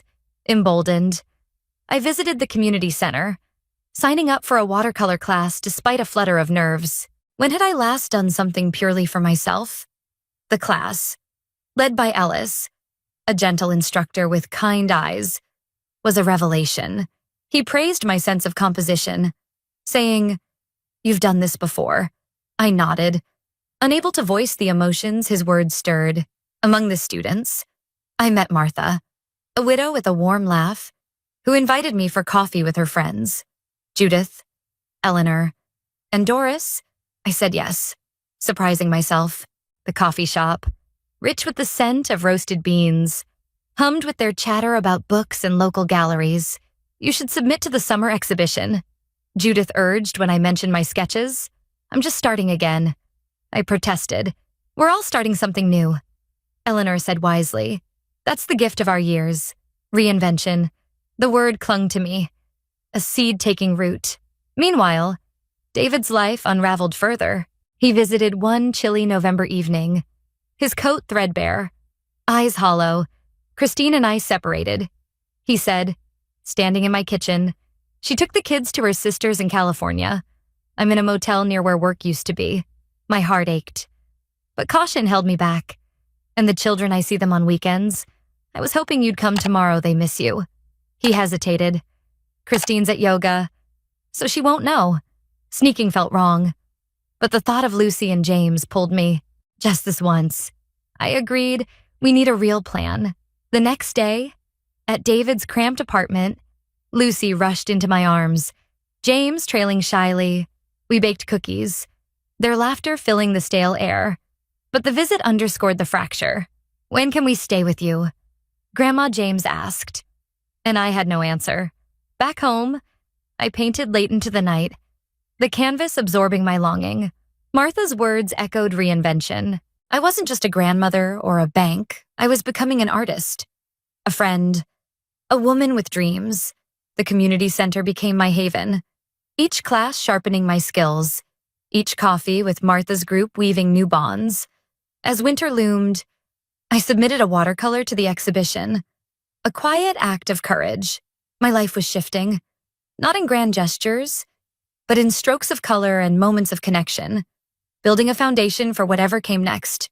Winter's chill settled over my Ohio suburb, mirroring the fragile peace I'd carved from months of painting and newfound friendships. The fleeting joy of seeing Lucy and James during Christine's yoga class lingered, but the secrecy of that visit gnawed at me. I craved a family rooted in trust, not shadows. As snow dusted my garden, David's choices and my own began to reshape the ties we'd nearly lost, demanding a new foundation built on respect. In January, David called, his voice steadier than I'd heard in months. Christine staying in California? He said, she met someone new and wants to settle there. She's letting the kids live with me summers and holidays with her. I leaned against the kitchen counter, stunned. Are you sure? I asked, picturing Lucy's crayons and James's shy smile. I'm sure. They miss their school, their friends. You. His words warmed me, but caution lingered. Christine's agreement came swiftly, her new partner's family absorbing her focus. By February, David rented a modest bungalow 3 miles from my duplex, its small yard a canvas for the children's games. Lucy and James returned, their hugs at my doorstep a homecoming that eased the ache of months apart. I became their grandmother in earnest, not a checkbook, but a presence. I picked them up from school when David worked late, helped James with a solar system model, and taught Lucy to blend watercolors, her bold strokes mirroring her spirit. David, now at a smaller tech firm, showed a resilience I hadn't seen before. One evening, as we washed dishes after a spaghetti dinner, he paused, hands dripping. I'm sorry, he said, eyes meeting mine, for letting Christine's lies shape our family, for taking you for granted. His sincerity, raw and unforced, mended something frayed. I know, I said, squeezing his arm. We're finding our way now. The colonial house, a symbol of past burdens, slipped into foreclosure. My lawyer had urged a claim on the $150, sound dollars I'd invested. But I let it go. The cost of justice felt heavier than the loss, and I chose peace over retribution. In March, a card arrived from Christine, her handwriting unfamiliar. I regret the pain I caused. She wrote, acknowledging years of slights. The apology, though late, stirred a quiet gratitude, but I felt no urge to rebuild that bridge. Some wounds heal best at a distance. As spring approached, David spoke of stability, a promotion on the horizon, a plan to save for a home. No help from you this time, he said, a vow to himself as much as to me. I nodded, trusting his growth. Lucy's paintings now hung beside mine, a shared legacy blooming. I'd won my family back, not through money, but through boundaries and love. Each moment a testament to the dignity I'd fought for. May blossomed, and with it, a Mother's Day unlike any before. My kitchen glowed with morning light, the scent of cinnamon rolls rising in the oven, a recipe I'd honed through winter's quiet evenings. Tulips from my garden stood proud in a vase, their vibrant hues a quiet victory. The doorbell chimed, and I smiled, knowing who waited. Lucy and James burst in, arms wide, their laughter a melody I'd once feared lost. David followed, a wrapped package in hand, his grin soft with something like redemption. This day, this family, was ours again, rebuilt on a foundation I dared to demand. We settled in the living room, sunlight dancing across walls adorned with my watercolors, landscapes of Ohio's rolling hills, each stroke a piece of my reclaimed self. Lucy tugged my hand. Grandma, I made you a painting at school. Dad brought it. Her excitement was infectious, and I unwrapped David's gift to find a framed photograph from last month's art show, where my painting earned an honorable mention. In it, Lucy and James pressed against me, our smiles radiant, joy frozen in time. It's perfect, I whispered, tears pricking. David hung it above the fireplace, a place of honor, while the children darted to the garden, their voices carrying through open windows. Over lunch, quiche, salad, and those warm rolls David sliced strawberries, then said casually, I got the promotion. I set down my fork, beaming. David, that's wonderful. Why wait to tell me? He shrugged, pride in his posture, wanted to save it for today. His new role at the tech firm meant stability, a step toward his dream of buying a house. I'm doing it right this time, he said, reading my caution. No loans, just savings. For me, for the kids. I squeezed his arm. I'm proud of you. Lucy burst in, bearing dandelions for the table, arranging them with a florist's care. We raised glasses of sparkling cider. David's toast, simple to Mom, for showing us what matters. The children echoed it, and I blinked back tears. The moment a tapestry of hard-won love, After lunch, as David and the children washed dishes, a new habit of shared responsibility, I stepped onto the porch. The spring air soft with promise. My garden rioted with color. Roses and tulips thriving where I'd once pulled weeds in despair. At 3, Martha would pick me up for our art group.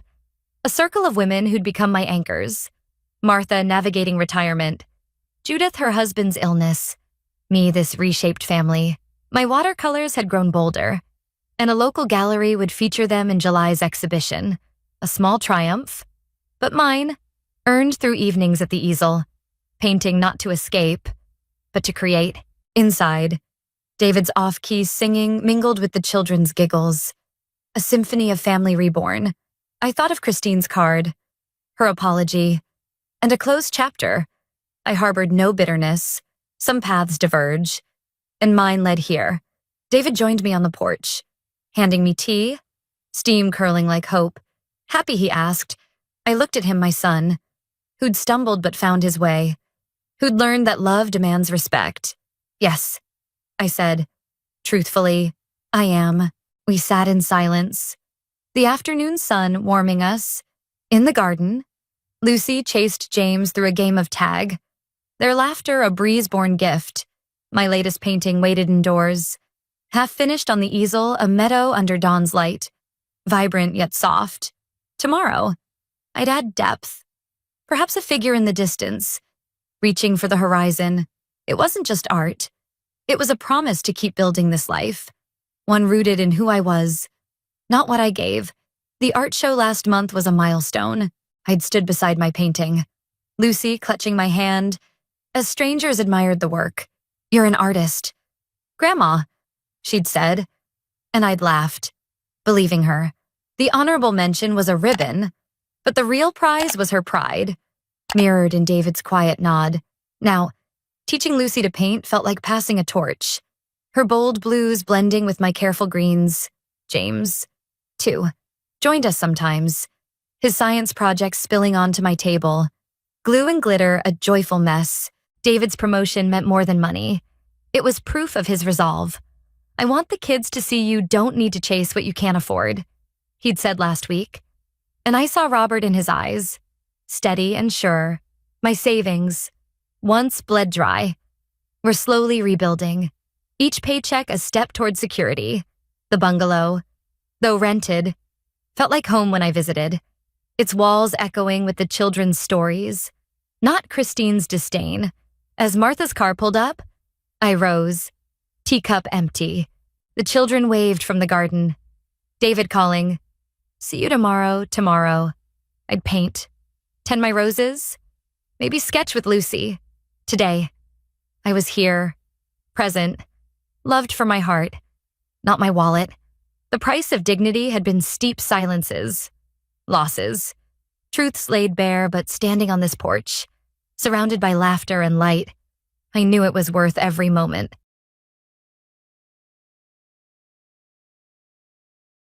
I'm Caroline Stroud, and my family wrote me out of their story like I was a smudge on a page they could erase. They held celebrations I wasn't invited to, stripped my name from the legacy I helped build, and handed everything to my sister, thinking I'd stay silent. But one overlooked document, one thread of truth, turned their quiet betrayal into my loudest fight. Have you ever been pushed aside by the people you loved most? Forced to choose between swallowing the hurt or standing tall? Drop a comment with where you're watching from and what time it is. I read everyone, and I want to know your story. 2. It was a Sunday in April, the kind of Texas day where the sun feels like a promise. When I stumbled into the first crack in my family's facade, I'd been driving back from a client meeting south of Dallas, my sedan humming along Timberleaf Drive, when I saw at my parents' house, alive with color, balloons bobbed in the breeze, cars crowded the curb, and a banner stretched across the porch, bold and professional, proclaiming, celebrating our pillar. Callista's 10 years leading Bundy Freight. Callista, not mom and dad, not the family, just her. I pulled over 2 houses down, my hands tight on the wheel, and sat there, the engine ticking. The sting wasn't just that I hadn't been invited, it was that I wasn't surprised. Growing up, I thought loyalty would earn me a place, that my late nights balancing the company books or driving across states for deliveries would matter. But lately, being invisible felt like their plan, not a mistake. I drove home, the Dallas skyline blurring in my rear view, and tried to shake the ache in my apartment. I dragged out a plastic bin of keepsakes I'd been avoiding: old report cards, concert stubs, a lanyard from a high school fair. At the bottom, tucked in a velvet pouch, was a silver hairpin, its single engraved C glinting under the lamp. Mom gave it to me when I turned 16. Her voice soft as she said, "This is for the strength I see in you, Caroline." Back then, it felt like a vow that she saw me, that I was enough. Now, it felt like a relic of a lie. I slipped it back into the pouch and buried it under a pile of scarves, not ready to decide what it meant anymore. That night, as I stirred leftover gumbo in the microwave, my phone buzzed with an unknown number. I almost ignored it, but a nudge in my gut said to pick up. "Caroline, this is Gerald Hellbrook." A steady male voice said, "I was your parents' estate attorney. I'm sorry to call late, but we need to discuss the trust transition paperwork. You never returned your copy." I frowned, leaning against the counter. "What paperwork?" A pause hung heavy on the line. "It was sent 3 months ago. Certified mail. To your address in Garland." I shook my head, though he couldn't see. "I never got anything." His tone softened, cautious. "Could you meet in person?" "There are details we should review together," I agreed, my pulse quickening. Not yet sure why. As I hung up, the gumbo sat untouched, steam curling into the air like a question I didn't know how to ask. The next morning, I stood at the post office counter, the clerk's fingers tapping as she checked my mailbox history. "Looks like your name was removed temporarily," she said, squinting at the screen. A change of service form, signed digitally by Callista Bundy. The address was updated to her name only. My ears rang, the words sinking in like stones. I nodded, thanked her, and walked back to my car. The Texas sun suddenly too bright. Callista, my sister, the one who smiled widest at family dinners, who always seemed to know how to take up space. She'd redirected my mail, kept something from me. As I gripped the steering wheel, I realized this wasn't just a party I'd missed. It was the start of something deliberate, something I couldn't ignore anymore. By noon, I was at Gerald Hellbrook's office, a squat building off the highway with blinds half drawn against the Dallas heat. He greeted me with a handshake, his eyes wary, and led me to a conference room where the air smelled faintly of coffee and old paper. "I need to be clear, Caroline," he began, settling into a chair. "What I'm about to show you reflects your parents' most recent instructions, but it might not be what you expect." He slid a stack of trust documents across the table, the notary seal gleaming like a verdict. I scanned the pages, my breath catching. Every piece of family property: the house on Timberleaf, the lake house at Cedar Ridge, the shares in Bundy Freight was signed over to Callista. All of it. "This is everything," I whispered, my voice barely holding. Hellbrook nodded, his expression soft but guarded. "I assumed you'd seen this. It was finalized 3 months ago." I shook my head, the room tilting slightly. "Mr. Hellbrook, in the older trust, was I included?" He leaned back, then nodded. "Yes, as a co-beneficiary." "That version's still in our records, unless it was formally revoked." He stood, crossed to a safe in the corner, and returned with a cream envelope, thick and sealed with a gold sticker. "This was meant for you," he said, placing it in my hands. "Your parents delivered it 6 months before the new trust." Callista picked it up, said she'd give it to you. My fingers went cold, the envelope heavy as a secret. Of course she did. I broke the seal, the paper tearing with a slow, deliberate rip, and unfolded the letter inside. The first line hit like a punch: a notarized copy of the original trust, dated 14 months ago, naming me 50% co-owner of the real estate and retirement fund. Mom's signature, Dad's, both unmistakable. A sticky note in Hellbrook's neat script read, "For Caroline, copy retained." I sat there, the words blurring, my breath shallow. Hellbrook stepped out, murmuring about giving me space. and left a glass of water beside me, alone. I traced the signatures, my mind racing back to 14 months ago before Callista moved back after her divorce, before the family dinners I was quietly dropped from, before I started wondering if I was fading or being erased. The letter wasn't just a keepsake. It was a lifeline, proof they'd once seen me as equal. Now, it was evidence they'd chosen to forget. Back at my apartment, I sat on the couch, the envelope on my lap like a weight I wasn't ready to carry. My eyes stung, not with the sharp tears of heartbreak, but with the hollow kind that come when you realize love was a transaction, not a given. I grabbed a notepad and started writing, the pen scratching like it could carve out the truth.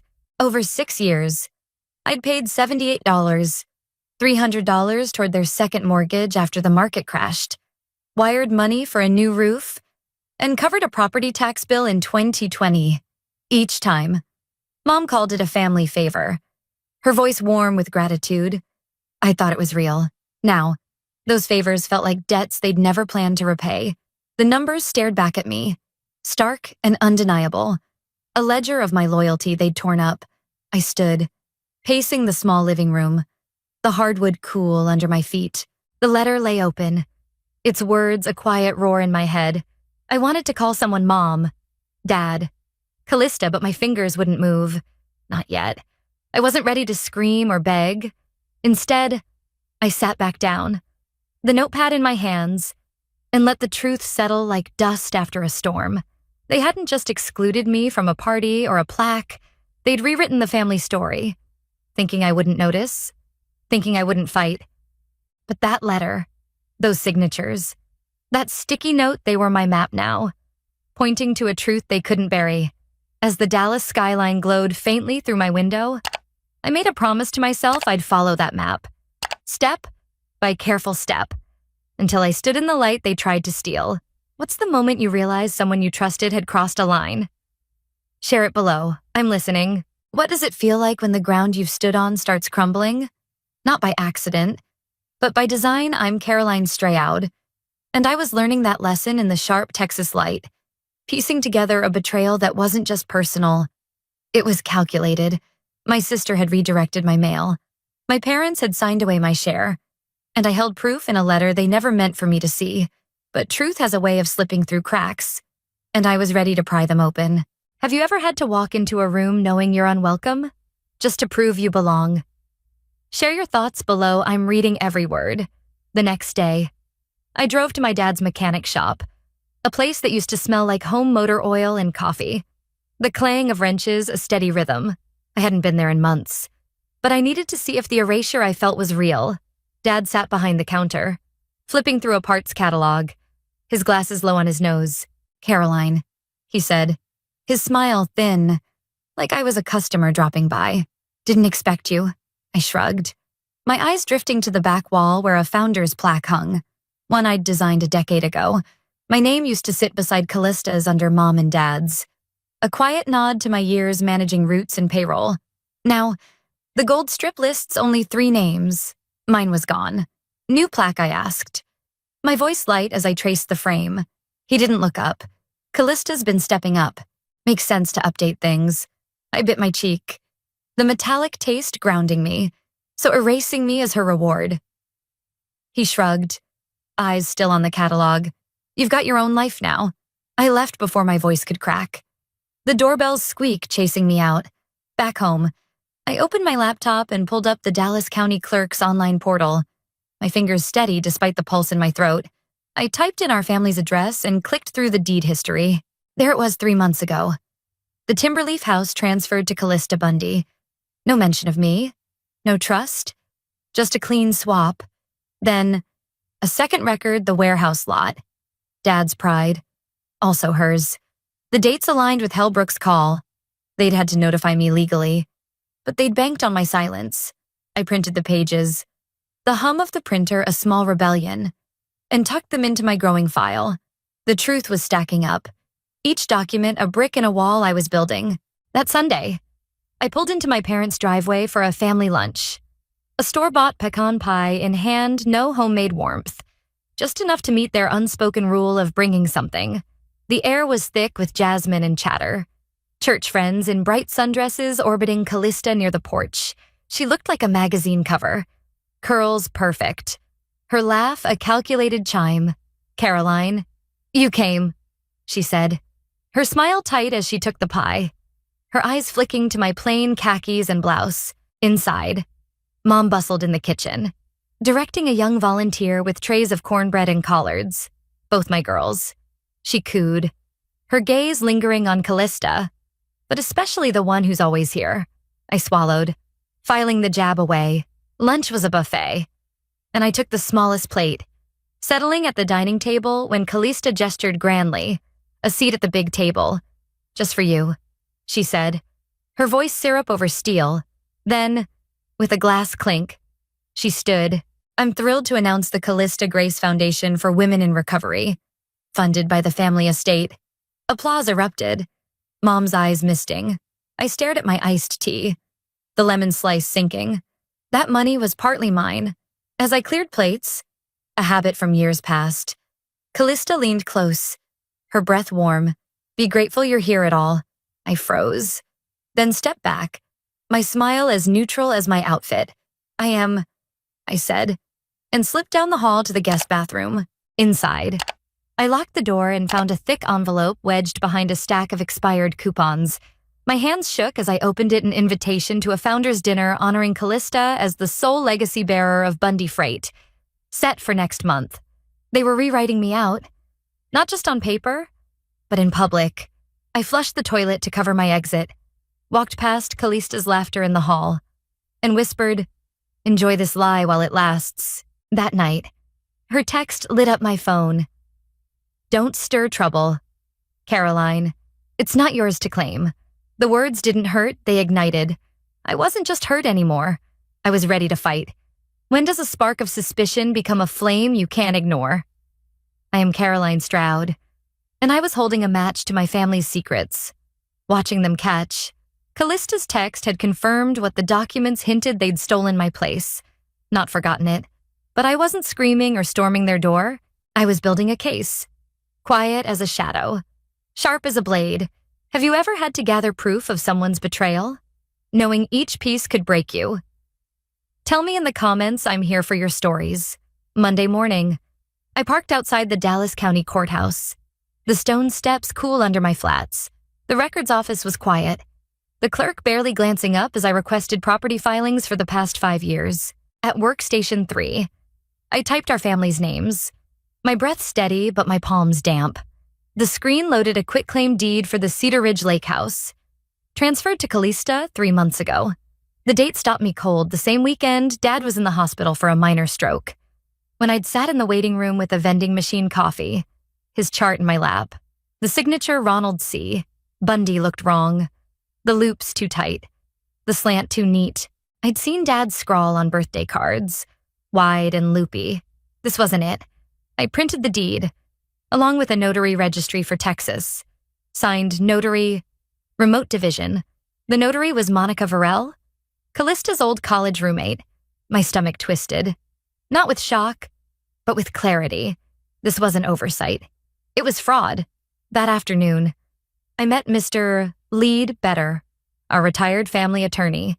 At his home office on McKinney Avenue, his study smelled of leather and dust, like stepping into a memory. I laid out the deed, my voice calm as I pointed to the signature. "It's not Dad's." He adjusted his glasses, frowning. "I've seen this before," he said, his tone heavy. "But here's what changes things. Your father set up a contingency trust for you 10 years ago. Caroline, it activates if there's evidence of financial manipulation." I blinked, the words sinking in. Would it override the new trust? He nodded. "If the fraud's proven, you could reclaim most of the estate." I left with a folder of his notes. My hands steady, but my mind racing a trust I never knew about. A shield Dad had left me. By Wednesday, I'd hired a handwriting analyst. Her report landing in my inbox with clinical precision, the signature on the deed showed significant deviations from Dad's prior samples. Likely not his. I saved it to a cloud folder labeled Inheritance Proof, each file a step toward justice. That evening, as I steeped chamomile tea, my phone buzzed with a voicemail. I played it. My mother's voice soft, almost pleading. "Caroline, stop digging. You're tearing us apart." It was the same tone she'd used when I was a kid, coaxing me to forgive Callista for breaking my toys. But this wasn't a toy, it was my legacy. I set the phone down, the tea cooling untouched. I emailed Narelle Nix, a lawyer I'd worked with years ago on a housing project. Her reputation for cutting through bureaucracy was unmatched, and I needed her now. In the subject line, I wrote, "Caroline Stroud, Trust Fraud Inquiry," and attached the analyst's report.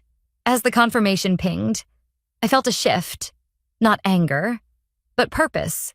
The lake house, the warehouse, the money I'd poured into their debts, they weren't just assets. They were pieces of me, and I was taking them back. What's the hardest truth you've had to face about someone you love? Share below, I'm listening. How do you face a family that's rewritten you out of their heart? Armed only with the truth they tried to bury, I'm Caroline Stroud, and I was standing on the edge of a reckoning. My folder of evidence heavy with forged deeds and broken promises. Callista thought she'd won. My parents thought I'd fold. But I was done being the shadow they ignored. The fight wasn't just for my inheritance, it was for the girl they thought they could erase. Have you ever had to stand up to someone who underestimated you? Drop your story in the comments, I'm reading everyone. The following Sunday, I walked into Stone Cafe in Plano, its glass walls catching the morning light like a stage set for truth. Mom sat in a coral blazer, her posture prim, while Callista, in a tailored dress, radiated confidence. "Caroline," Callista said, rising with a smile that didn't reach her eyes, air kissing my cheek. I nodded, sliding into a chair, and declined the mimosa the server offered. Talk swirled church potlucks, a new bookstore downtown, but Callista steered every topic. Her voice a polished drawl, then Mom touched my wrist. Her fingers cool. "We just wanted to protect you. Caroline, you've always been so tender-hearted." The word landed like a pinprick. Not a compliment, but a cage. I dabbed my lips with a napkin, folding it precisely. "Tender-hearted doesn't mean blind," I said, my voice soft but unyielding. Callista's smile froze. "Don't make a scene," she murmured. I stood, laid a $20 bill for my untouched coffee, and looked at Mom. I'm not performing. I'm just done pretending. My steps to the door were slow, deliberate. The clink of cutlery fading behind me. Callista called out, "You're blowing this out of proportion." I paused, glancing back. The paperwork begs to differ. That night, I sifted through my files and found a yellowed page I'd overlooked, a clause in Grandpa's trust. Written in his careful hand, it gave me veto power over any family asset transfer until I was well into my 30s. A safeguard he'd tucked away. My heart raced. This was a lock they couldn't pick. I also unearthed an older trust, naming me sole heir to the estate. Dad's signature bold and true. Unlike the forged deed, these were my ammunition, and I was ready to fire. I called Narelle Nix, my attorney, and we prepared for the final stand. A week later, I pulled into my parents' driveway, the magnolia tree casting long shadows across the gravel. Callista opened the door, her white dress gleaming like a crown she'd already claimed. "We're in the living room," she said, her sweetness laced with warning. Dad slouched in his recliner, arms crossed, while Mom perched on the couch, hands clasped. A folder sat on the coffee table. Callista's move. "Just a final agreement," she said, reaching for it.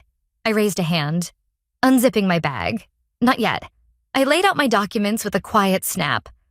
The original trust, the forged lake house deed, Monica Verrill's notary record. "This is Grandpa's clause," I said, my voice steady. "It stops any transfer without my say. And this," I slid the analyst's report forward, "proves fraud." Callista's jaw twitched. "You're grasping." "Caroline." I didn't blink. "Then let a judge decide." Mom's breath caught. But before she could speak, my phone rang. I hit speaker, and Narelle's voice sliced through. "This is Narelle Nix, without resolution by Monday. We'll file for an injunction and asset review." The room went still, their faces pale as the truth landed. Days later, in a Plano courtroom, the air was thick with antiseptic and anticipation. Narelle stood, her presence a calm storm, and played a recording a dinner conversation. captured by a family friend's phone. Callista's laugh crackled. Then Mom's voice. Caroline's too soft to notice. She'll stay quiet. The words hung, heavy as lead. The judge leaned forward, his glasses glinting, verified and time-stamped. Narelle said, I rose, holding Grandpa's claws. This grants me veto power, I said, my voice clear. They transferred assets without my consent. The judge nodded, effective immediately. All transfers are frozen. A fraud investigation is authorized. Callista slumped. Mom's lips parted. But I wasn't done. From my pocket, I pulled a faded origami crane, its edges worn. Grandpa gave me this, I said, placing it on the table. He called me the one with wings. Behind a framed photo on their shelf, I'd found the real image from a San Antonio trip. Me grinning between them. Hidden but there, I walked out, not looking back. My heels clicking on the tile. This isn't revenge, I said to the air. It's reclaiming what's mine. What does it mean to find home after the people you loved tried to lock you out? I'm Caroline Stroud, and I was stepping into a space that held my truth, not their lies. The courtroom had stripped away their facade, and I'd won back what was mine, not just a house, but the right to be seen.